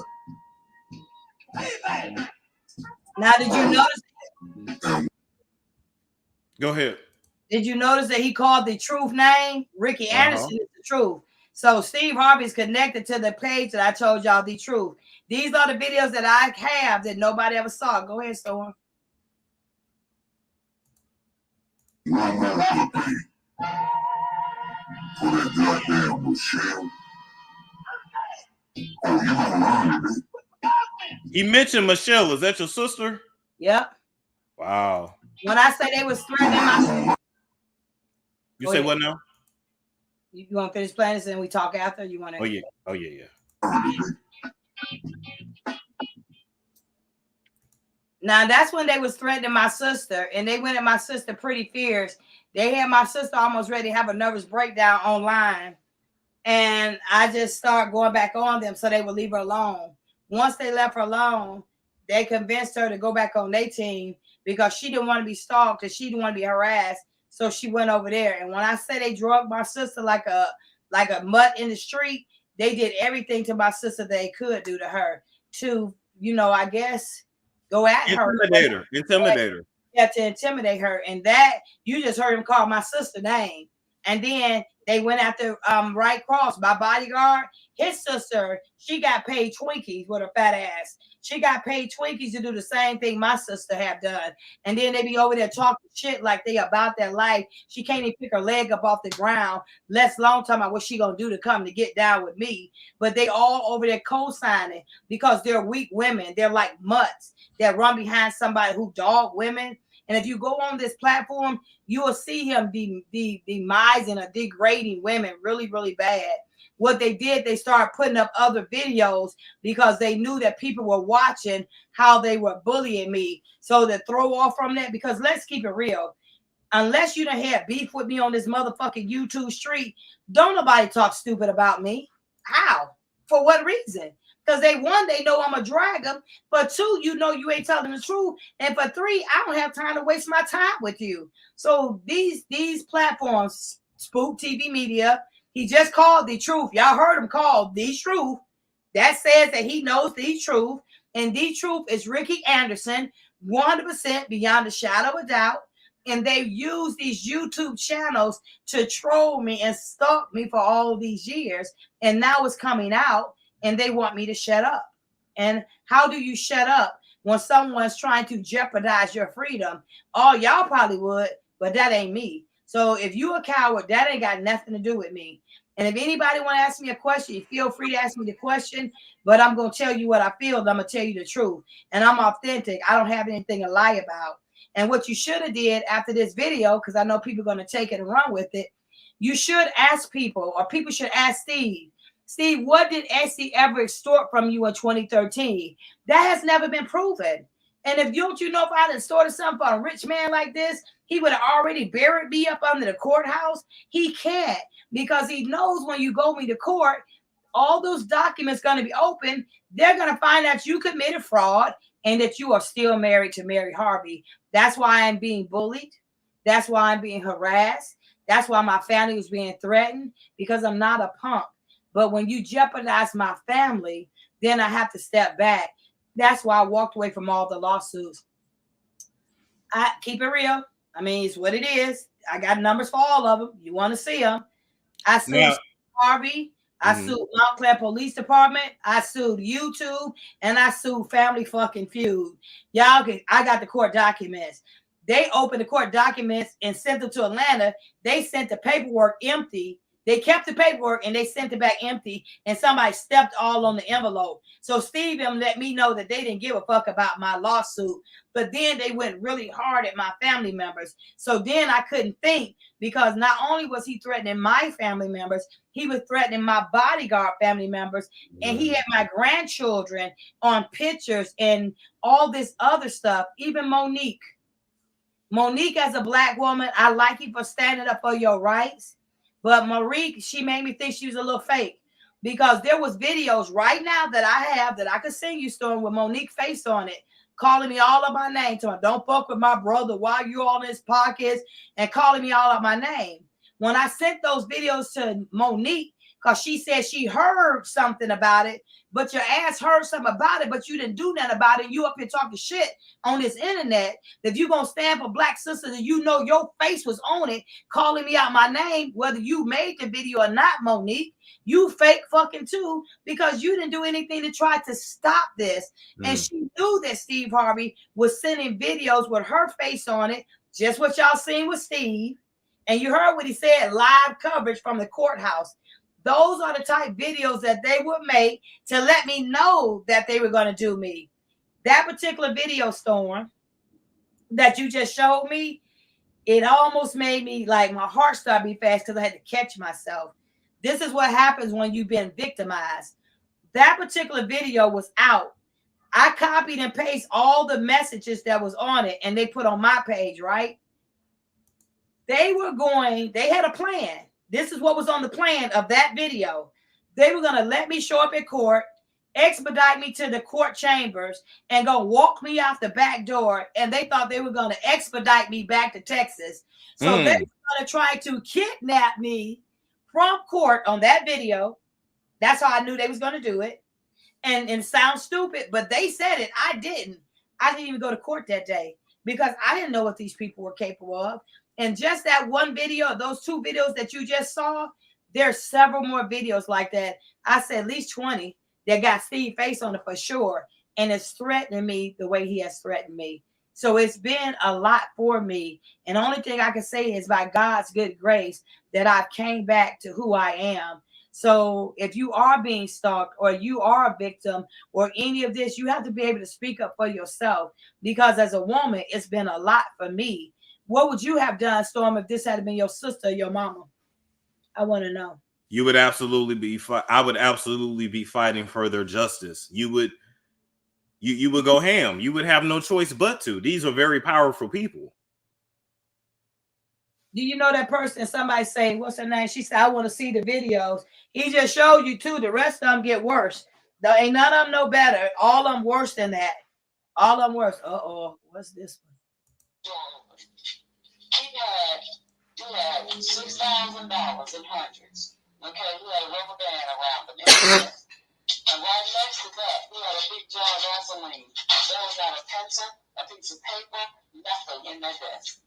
That was all that was there. That money and that gasoline was nothing in there. But it was a padlock on that room. It was locked on that door. So the Vaseline. It was a computer, you know, like you do at a hotel. Yes.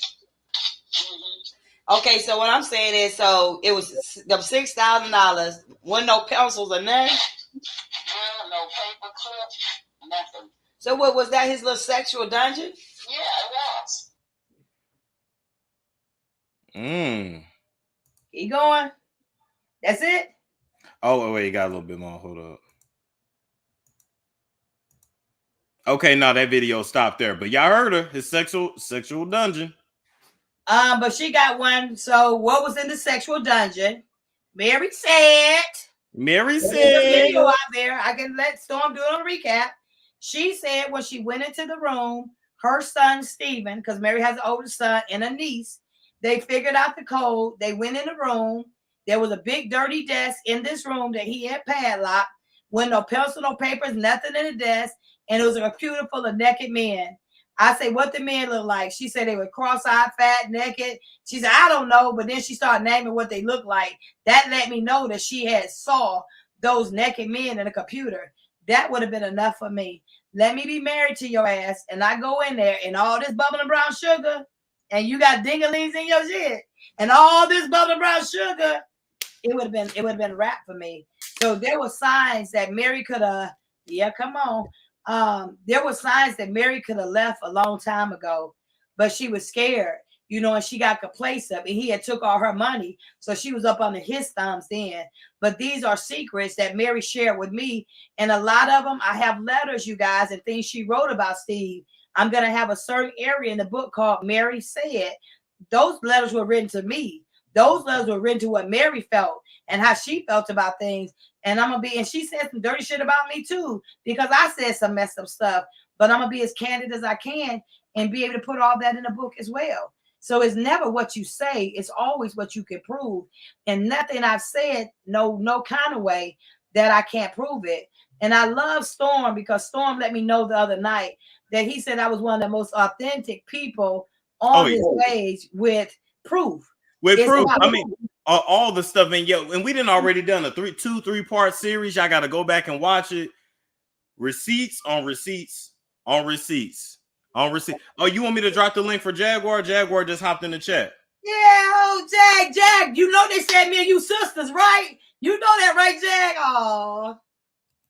All right, so this gonna spend some more tea. Let me get my drink ready. So this link is only for Jag. That link is only for Jag. Oh, you can do it like that. Says only for Jag. I'm just telling them in the chat, so don't nobody else click that link but Jaguar. I saw C-Dub right trying to get in too. Come on, Jag. What she say? She my mama. They say I'm my sister. What they say me and they Jag? say you her mama. How old is Jag? I'm actually not sure. I like Jag. I thought she's about that fucking life. I would ride with her. She said, I'm gonna be on in a couple minutes. Okay, while we waiting on that, let me ask your opinion on this, Essie. Just showing you this industry shit. See, y'all know I remember all the old vintage videos. What would you think about these people here in the industry? What would you think?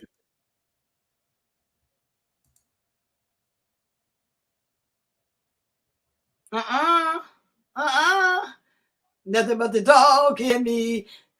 That's the first time I nothing but the. Who is he hugging like that? Who was the dude he doing that to? But that was his best friend at the time, Soulja Boy best friend. Child, secret ain't safe. And I know these men more touchy-feely than the women. No wonder y'all ass don't want women because y'all too big. No wonder we can't get no black brothers in this motherfucking house. Ready. He remind me of a dog to go humping. You know what I'm saying? Let my girlfriend come in there humping on me. I'm like, bitch, gotta go. Oh my God. I ain't never been that happy to see nobody. Like I ain't even got no girlfriend I'm a hug like that, let alone a family member, and then hunch him like that. Look at the hand on the wall, though. That's a lot. He's ready to get into it. That's what you call that rough grind. You know, when you don't want to have sex, you just get started, you just want to grind. And oh my God. Oh, so anytime anybody get into it with Soulja Boy, I don't know why they just don't drop this receipt right here. But I guess they into the same stuff too. You say what now? Who filmed that? One of their friends. Now this was over 15 years ago. I bet it was. This See, was all this stuff. When was it? This was in 2008. So this was back in the beginning of YouTube. A lot of celebrities had them old videos scrubbed. And see, the internet now, you can go back and fish and find things. You know what I'm saying? And you can show people dirt.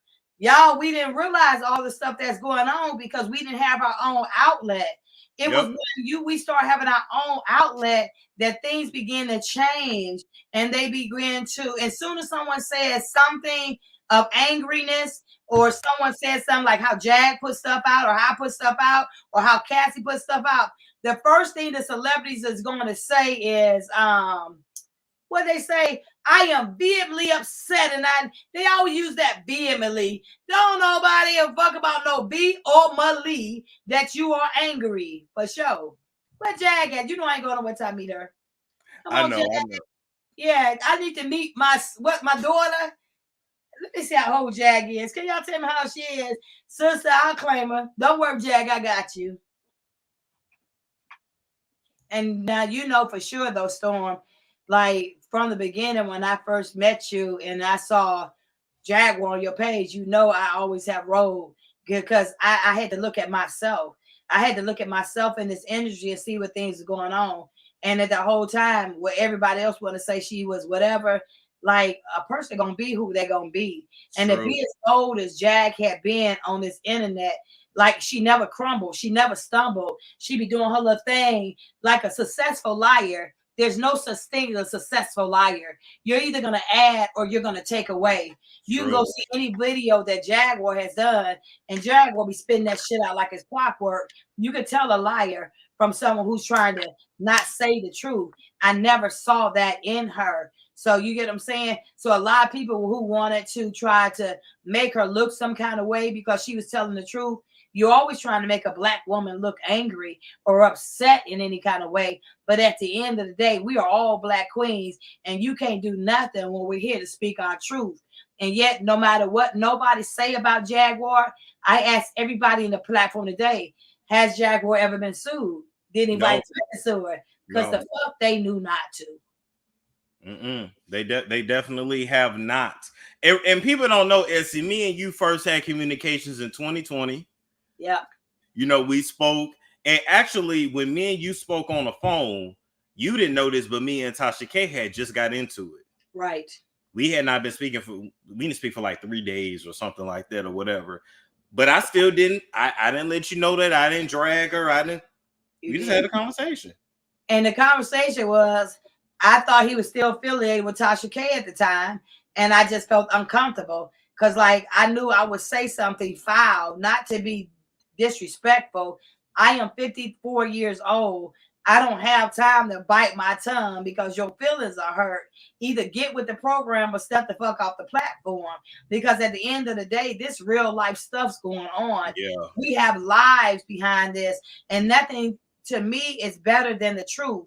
So, like, when I spill my truth, or Jaguar spill her truth, or Storm spill his truth, C-Dub spill his truth, or whoever, we're telling that truth. So, like, not saying you can make your own judgment, but these are things that's actually happening. And when someone's telling y'all the truth, start asking questions. Yep. Ask why Essie Berry been on here 10 years. Ask why Essie Berry said that Steve Harvey's a liar and he could be still married to Mary. You pretty much still married to Mary. You know that, and I know that. You know what I'm saying? And if I'm lying, then open the court records back up. And do you think that it's going to just be an easy divorce? And they do these things not knowing that there's a day that your karma is going to come back to get you. Yeah, it's true. And like y'all say, Spook TV. Now we saying that this Steve Harvey, and I don't care if you got that little crackhead ass boy over there. This still your platform, Steve. That's how you got that restraining order, and that's how you got safe at home. But to know that I'm on every platform and where I am, they want to try to come and threaten people. Nobody's going to do that. This is what I wanted to show you too. I want to show while we waiting on Jack, I want to show you this too. So you said nephew Tommy was dragging you as well, right? Yep. I didn't really know what. Matter of fact, Tommy cousin called me this morning. I don't know why. I got to call her back, but probably get on the phone right now. But she called me about less than a week ago now, trying to check on me, saying she still appreciate what I'm doing. But I did not know it was nephew Tommy. To me and Janine was kicking it one day, and Mary called and told me it was nephew Tommy. It was, she heard Margie Harvey, Winton Harvey, Steve, and 6 people in the background. I think she even said Shirley, because there's a video going to be coming out the next day where you're going to hear this lady talking. I'm not sure who the lady is. It's behind a red curtain. Maybe you guys can tell me for yourself. Show me Storm. I love coming with Storm. He's so messy, and I love him being messy. I love him. Because I didn't realize. Did you know Tommy had cancer? After you done set up and come across God's property for so long and doing all this crooked shit, ain't no telling what you gonna get. And he had throat cancer. Say it ain't so. Okay, you okay, Tommy? You all right? You got enough of stalking me? People miss this. Me being one of them. Nephew Tommy from the Steve Harvey Morning Show and the hit reality show Ready to Love announced last year that he was suffering from thyroid cancer. He made a post. Thyroid, my bad, thyroid. I am truly blessed. May 18th, 2022, I got the call that I had been diagnosed with thyroid cancer. But on yesterday, he followed up with another post that says, "Thank you for the outpouring of prayers and encouragement I have received from all of you after sharing." But thyroid, where is your thyroid? I don't know. Is that in your throat? Wait a minute. Somebody told me he had throat cancer. Where you know what I'm saying? Because that's a blogger don't mean she got that right. You know what I'm saying? Yes. No, we're correct. Your thyroid is in the front of your Adam's apple. Okay. Right here. Now, I want y'all to really think. Your throat chakra telling a bunch of lies. And he called cancer. Robert Kardashian, when he defended OJ, remember, he had esophageal cancer. That's what he died from. Now, I'm going to say this too. It's got to be something with telling lies in your throat chakra, because you know who else have thyroid issues? Who? Tasha K. Do she? Had thyroid issues for years. So I'm thinking there got to be a correlation between telling lies, something with your throat chakra, and getting all kinds of. Well, I do know God say, "Do not touch my anointed." So when you coming against God's property, what do you think you're going to do? And if what people don't feel, if they don't know, a person who has nothing to lose and ain't afraid to die, that's a dangerous person. And that's That is. My battle against cancer. It has been monumental. I shared not too long ago when I marked 1 year being cancer free. He is now using his battle with cancer to. Yeah, so he cancer free. He says he caught it early, but Valerie's Tasha's had thyroid issues for years. Hey, Miss Valerie, that's our female OG. Wow. But yeah, that boy trying to go get cute, girl. Bring your butt on this platform. I know how it is, girl. It took me a long time too. I get you. What jazz? Now speaking of industry stuff, let me get your take on this. Okay. You should. I think you might know who this is, but let me get your take on this. My new slogan is: we come out the second quarter, we gonna own the fourth quarter. You heard me? On the fourth quarter. And if you don't jump on the bandwagon now, it's a problem. So I don't want you to jump on the bandwagon. Come on, this far, this far, this far, this far, this far.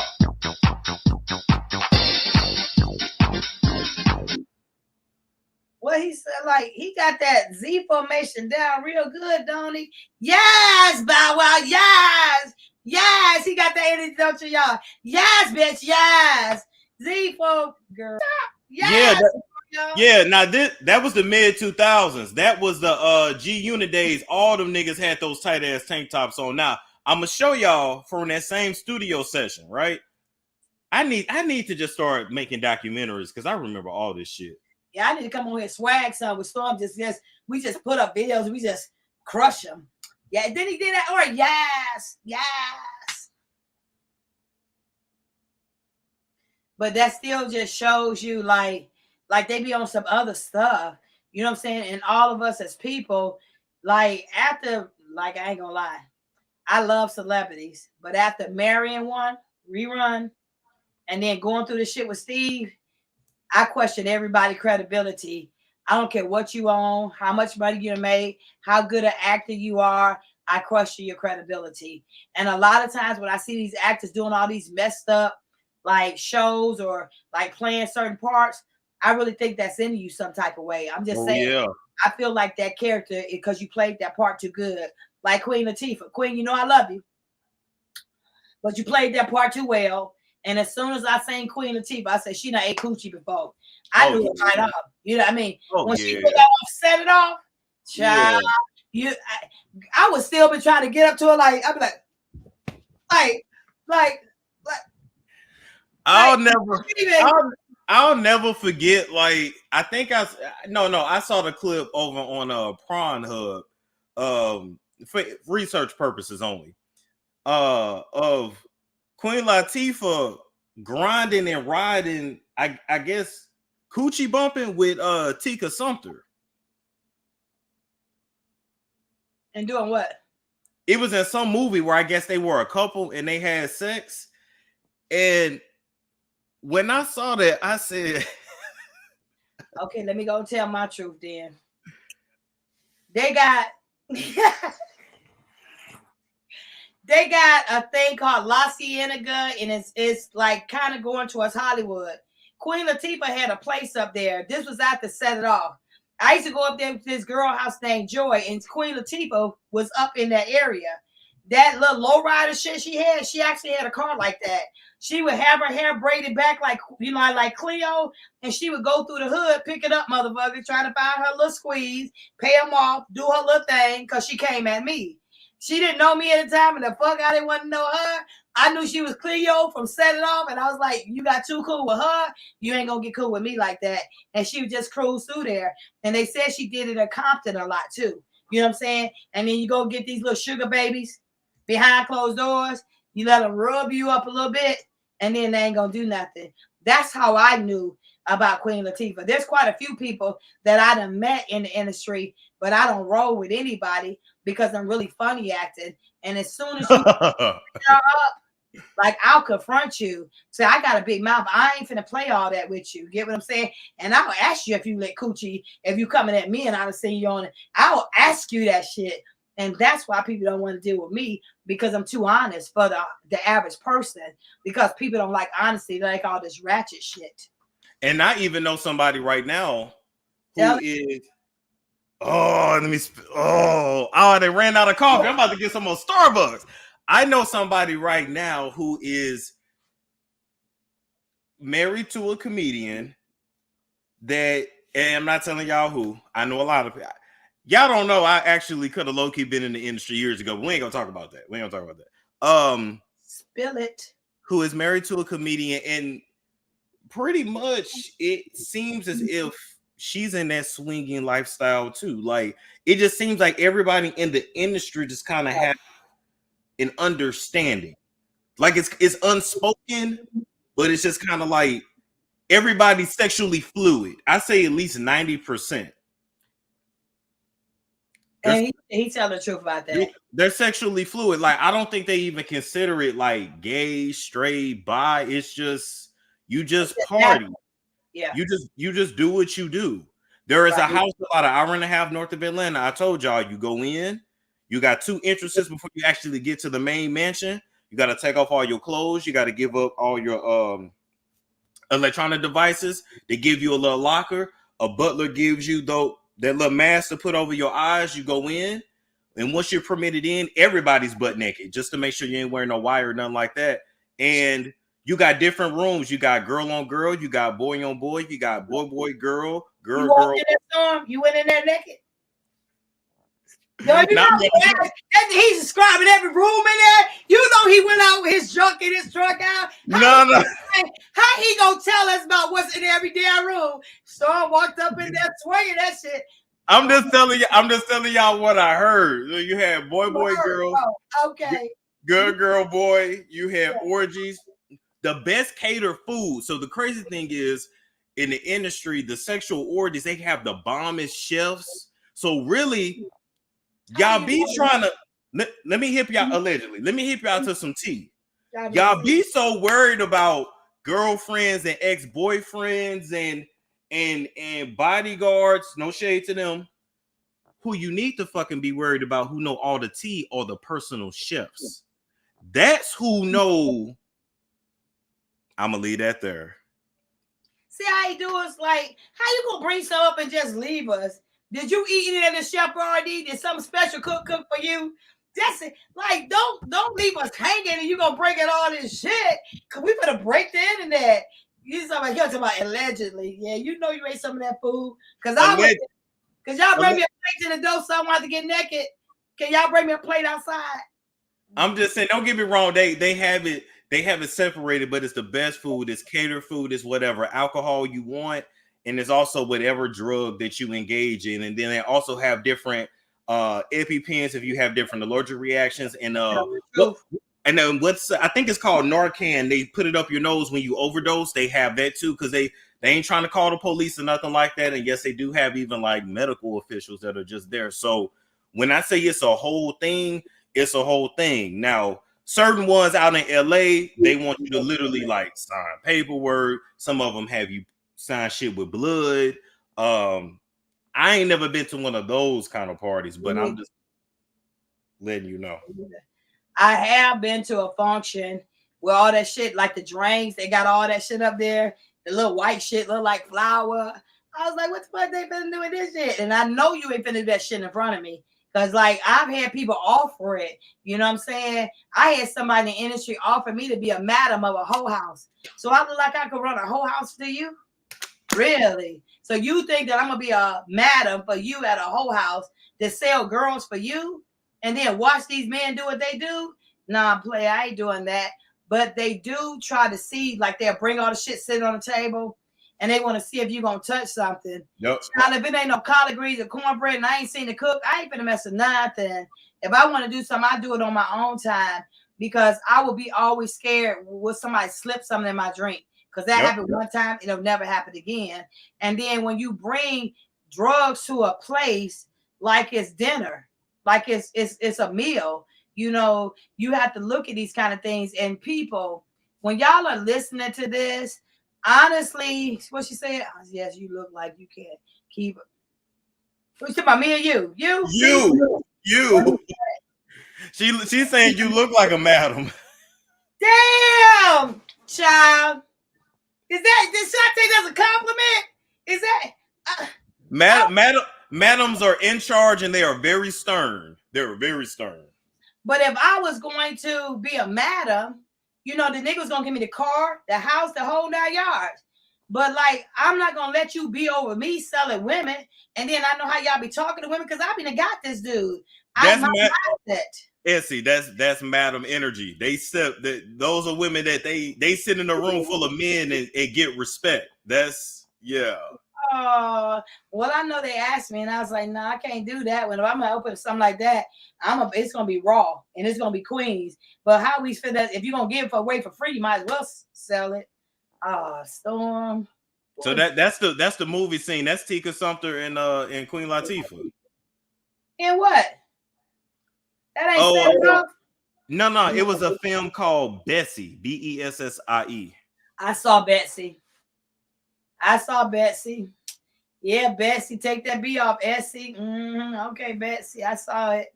Yeah, like a Della. Yeah, you do remind me of a Della Reese. Yeah. Me? Yep.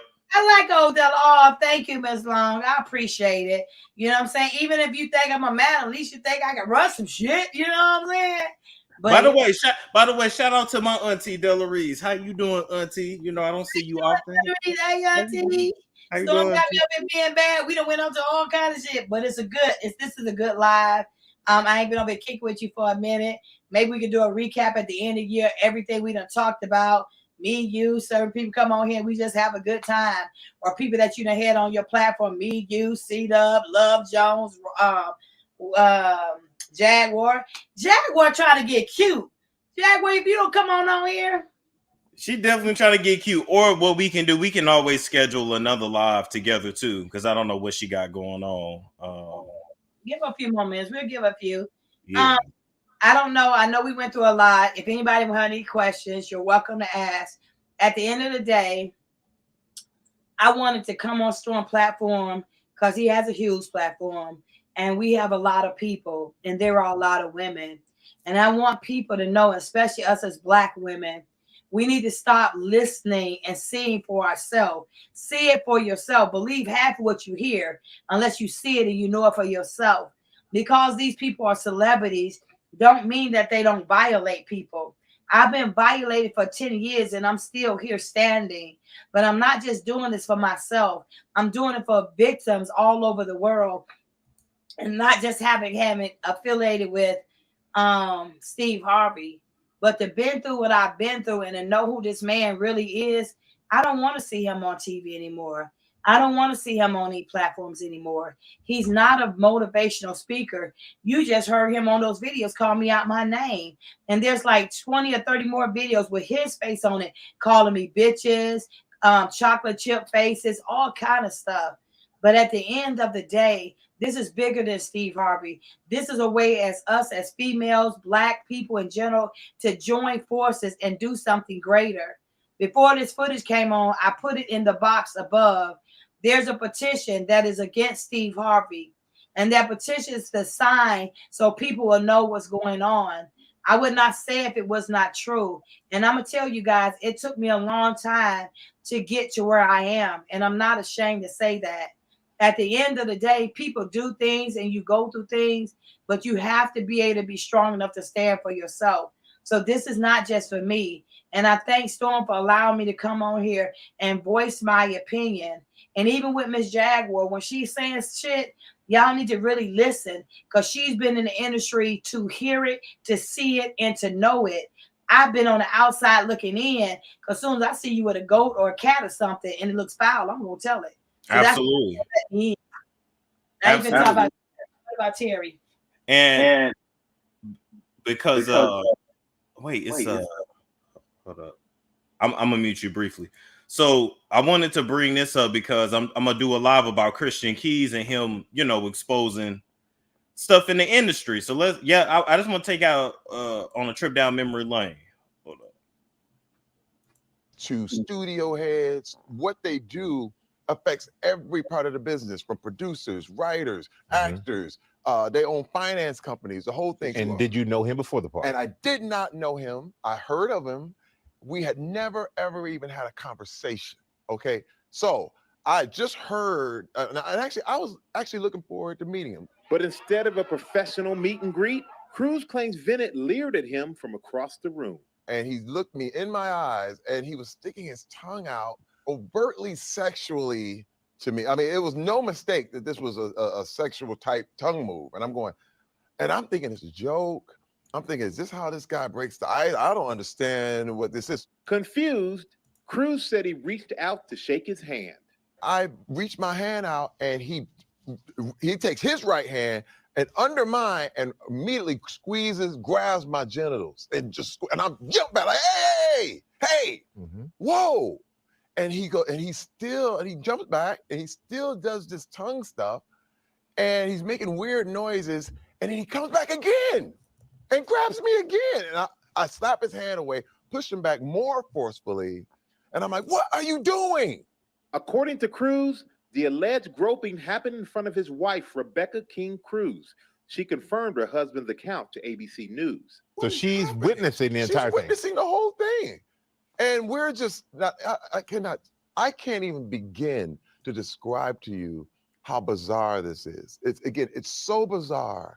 I wake up every morning like, is this a bad dream? Does this really happen? Because a lot of people will look and they'll go, here he is, former NFL linebacker, 6'3", 240 pounds, just muscles everywhere. How could he be assaulted? That plays into the total stereotype of Black men, that we have to be violent. Cruz said his wife's calming influence prevented the incident from escalating. I felt nothing but rage, Mike. But my wife prepared me. She said, Terry, you cannot handle these kind of things with violence. You can't hit back, because if you hit people and if you do this stuff, you're going to be under the jail. It's not just about that. It's not just about that. A lot of y'all, you can unmute yourself, Essie. A lot of y'all gotta understand in this industry, if you not this agent, talent manager, photographer, because yes, a lot of the male models, a lot of the female models are trafficked, and a lot of the male models get assaulted and touched as well. If you knock them out, if you say no, you ain't gonna have no job. A lot of these people be trying to just hold stuff, just hold their peace because they want to work. They want to keep their job. Just like you go to work and you deal with racism, but you ain't quit because you need your job. Just because your boss talks shit to you, you ain't talking back. You know why? Because you need your job. So that's a lot of times that's what it's about. Well, who was trying to grab his ding-a-ling? It was some famous agent, white boy. Like, could you imagine, like, you just think that you could just grab all this and ain't no repercussion? Now I can clearly tell he wasn't from the hood. Straight up. Because if he was that boy on Friday and he act like that, he would have been already knocked out. No real gangster is gonna let you do nothing like that. No real person is. So he done grabbed you twice. The first time, one is enough, two is too many. You won't even get a third. Come on now. And the unfortunate thing was that happened right in front of his wife. Like, what can you say? What can you do after that?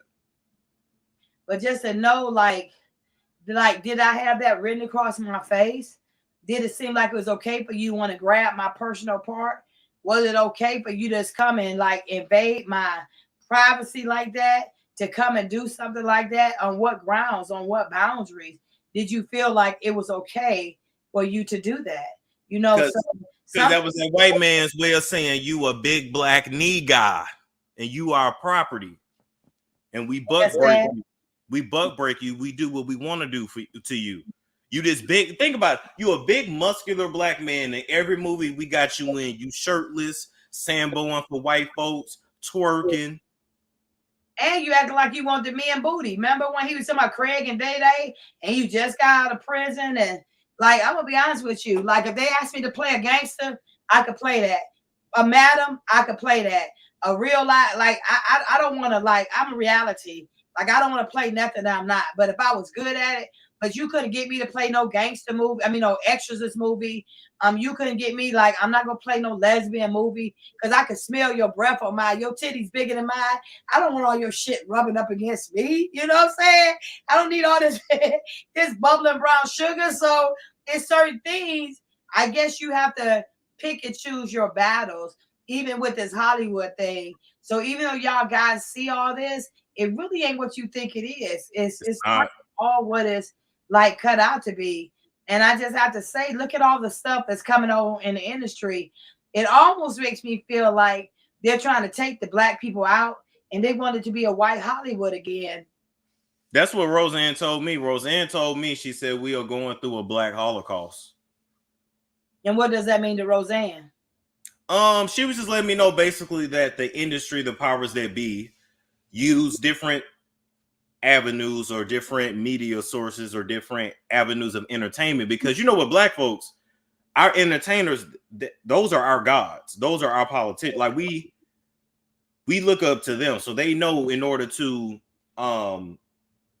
push our race, whatever lane they're trying to put us in, they use influencers, celebrities. They know that. So the way she looked at it was like, yeah, it's like a black Holocaust. I mean, and I'll leave it at that. And at the end of the day, a black Holocaust means that they're trying to kill out the black people.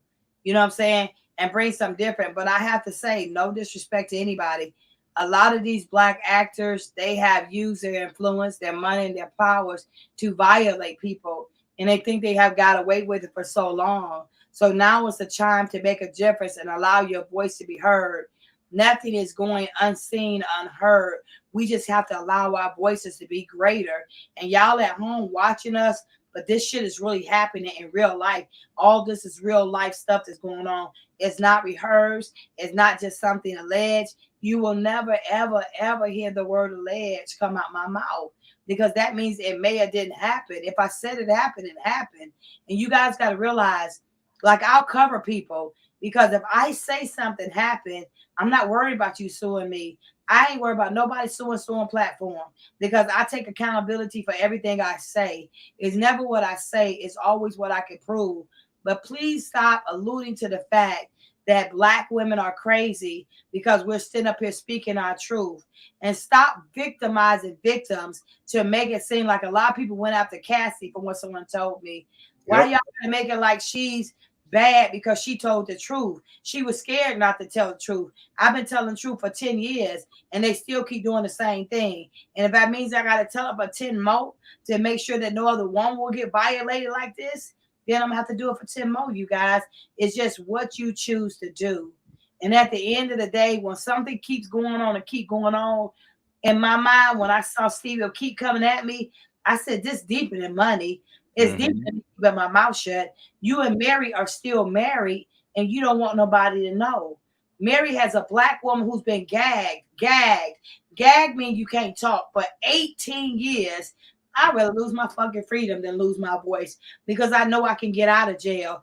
I ain't killed nobody, and you ain't got a massive amount of dope on me. You're not going to keep me in a jailhouse. So people got to realize, know what you're standing for and do it. And don't worry about the repercussions, because if you know God, there is no repercussions. Amen. Amen. And I will say this, you know, one way the entertainers can get rid of themselves, what do most of the entertainers do? They got money, the black ones. They marry white. So they're almost doing ethnic cleansing without even realizing it. Look at the NBA today versus the NBA back in the 80s. Everybody's mixed. And they really made it that way. And we was gonna have a talk about that. Like, cause you go white, you think you got right. Now I ain't gonna lie, as a black woman, I mean, you can see I'm fully Afrocentric. But like I did think about stepping out of my race. But it means stepping out of my race, meaning violating my race or doing something degrading that will not support who I am, then I'm not willing to do that. I'm not willing to take a show. I'm not willing to take a deal. I don't sleep with animals. I don't do none of that shit. So I would be the last person that you would try to invite somebody to because you knew that I'm going to tell the truth.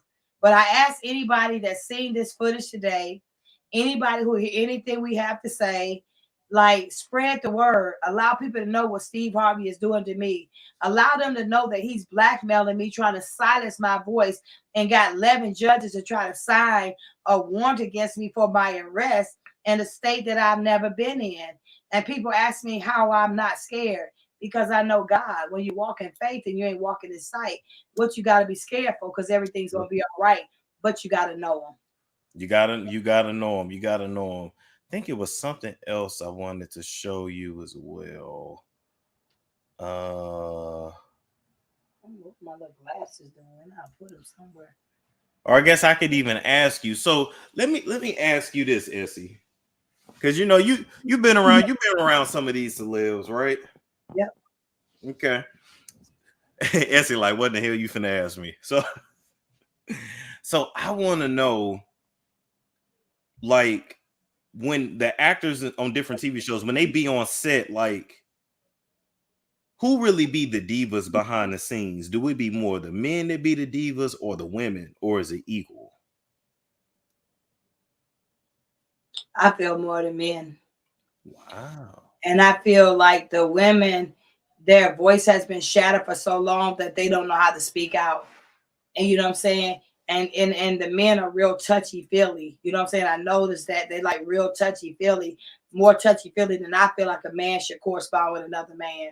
And the women, they appear to be a little bit intimidated, you know what I'm saying, or bougie to the point that we can't all blend together, you know. And if a man say something, it's like they automatically shut down. So I would say the men, and for whatever reason, maybe because they say it's a man's world, but the men could not have been here without the women.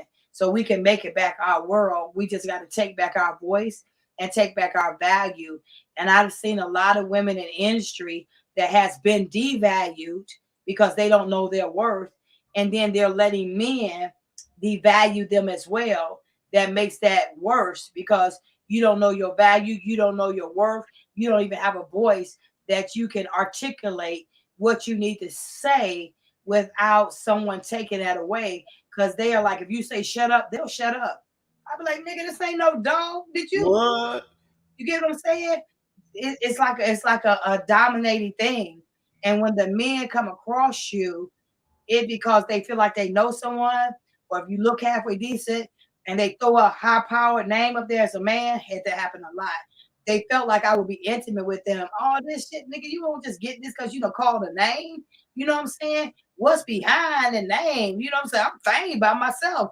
I can take you to the moon and back.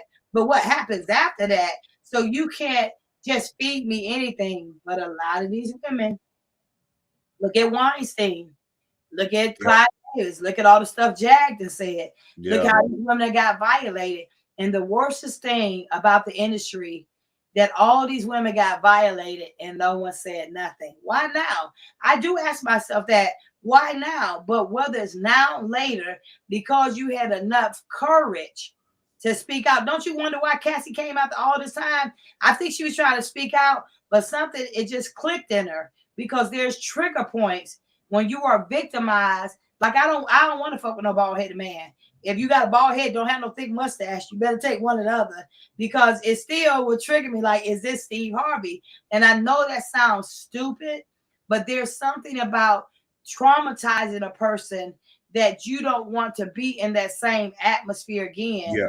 You get what I'm saying? And look at all, even Jag's been traumatized. Jag done seen shit that she had never supposed to be able to see and never thought that she would be able to release that with her voice. Now that she is, I think it's a good thing. I think it's a good thing that you tell, because Jag now, what people don't realize, she's saving more women. If you want to go, then you go, but at least somebody done told you. If you roll with Steve Harvey, then roll with that nigga, but I done told you. And then people, stop getting titles mixed up with the individual. So I'm an activist. Take the activist off. I'm Essie Berry, and I will snatch you with my mouth if I have to, and I will walk up in the court and do you legally if I have to. But don't think that a title of celebrity status defines you. And while we've been on here with Storm, I see like 5 or 6 numbers came from Texas. I didn't want to answer them because I didn't want to blow up on your show, because it might have been them. But at the end of the day, that number does work. And that number is to me. I ain't that rich, y'all, that I'm not going to answer my own motherfucking phone. I don't know about that kind of luxury yet. I know what I get. Even with cases that come to me, I'm going to be a part of a case. I'm not going to just leave you hanging. You know what I'm saying? So this is bigger than what we're doing. And I like that you're exposing things, Storm. And like, even this thing with me and all the footage that you've seen of me exposing Steve Harvey, what do you think about it? How do you think I should have reacted? Did I do the right thing? You know what I'm saying?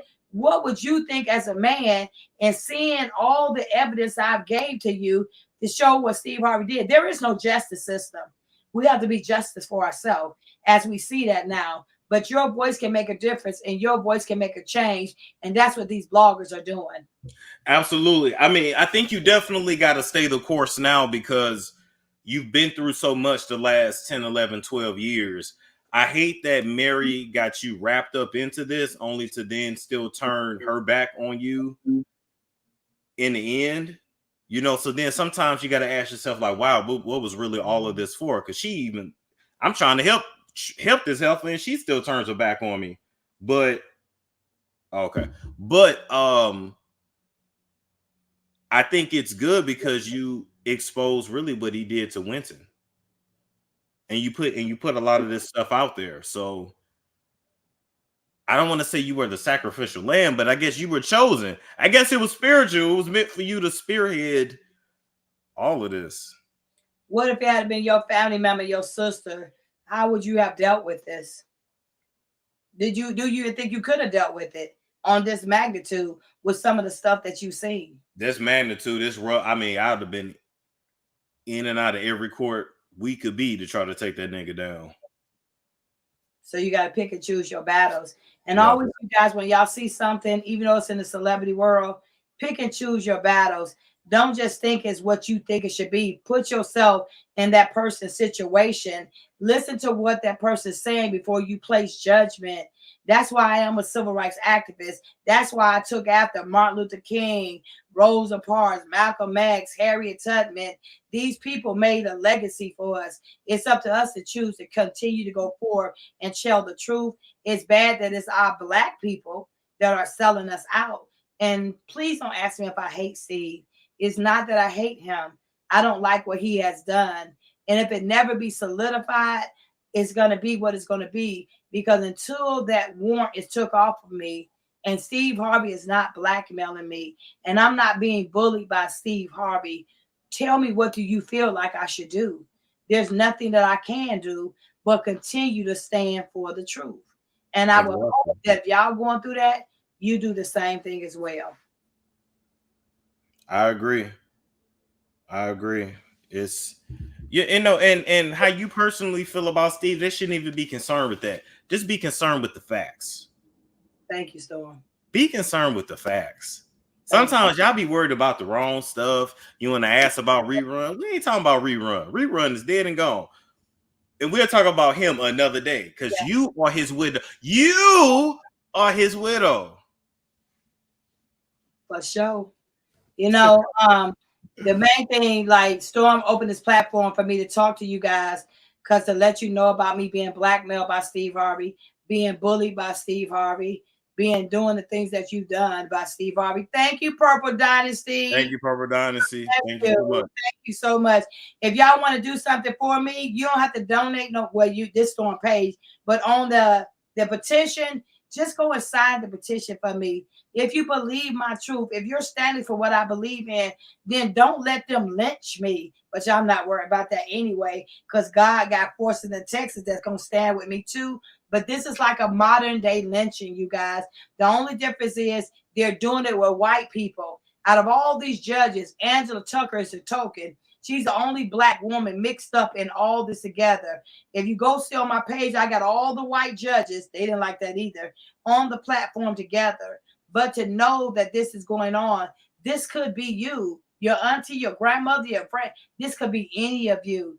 So believe what I say. Research it for yourself, because I put enough ammunition out that it has happened. And if it didn't, Steve Harvey, aka Spook TV Media, how many pages did he flag? He flagged as all my YouTube pages that I have. That platform, Spook TV Media, flagged all my pages for copyright infringements. So if it ain't you, what are you talking about? Because he wants me to be silent. There it is. And that's just one of them. And what's the name of the video storm that they flagged? Can I ask? They flagged Berry received threats from Steve Harvey and Ricky Anderson, aka Spook TV Media, and D-Tra5. Activist Essie Berry seeks federal investigation of Steve Harvey gang stalking and bullying, right? Content found in custom thumbnail, copyrighted logo, content found in entire video by Spook TV Media, 2 copyright strikes. And you know what's crazy? Spook TV hopped in the back. Yeah, they was just in the comments and hopped in the back room trying to get me to pull him up. I'm not pulling you up here. Well, that nigga so I can ride that do his trifling.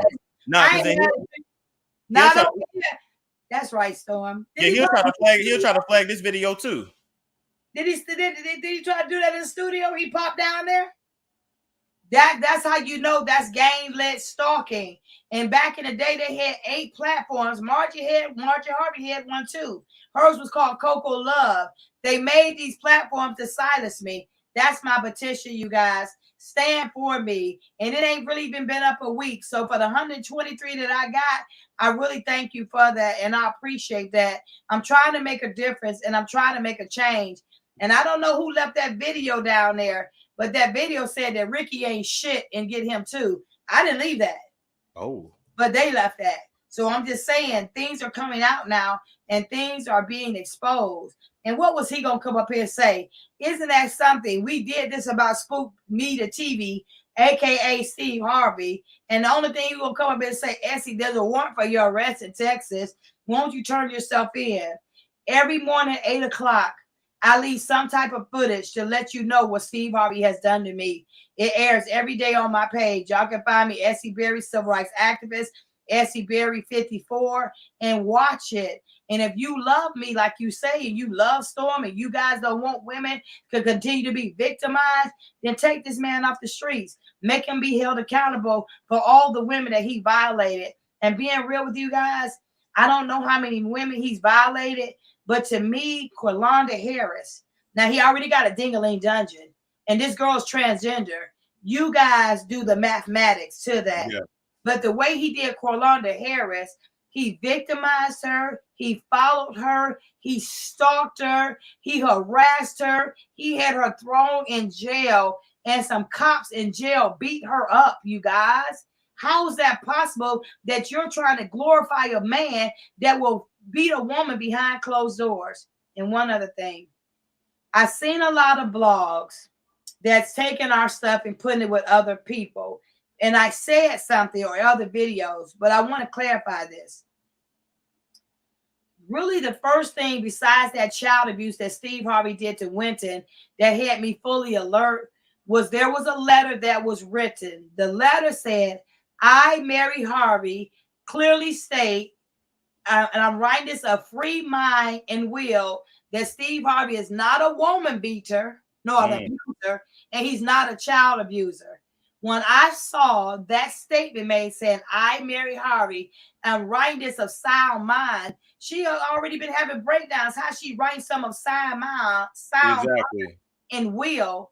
That made me know that she was not writing that of sound mind and will. What black woman gonna write a letter and say, I, Essie Berry, I'm writing this of sound mind and will, that this dude ain't a child abuser and a woman beater, a woman abuser? Why would she sign that?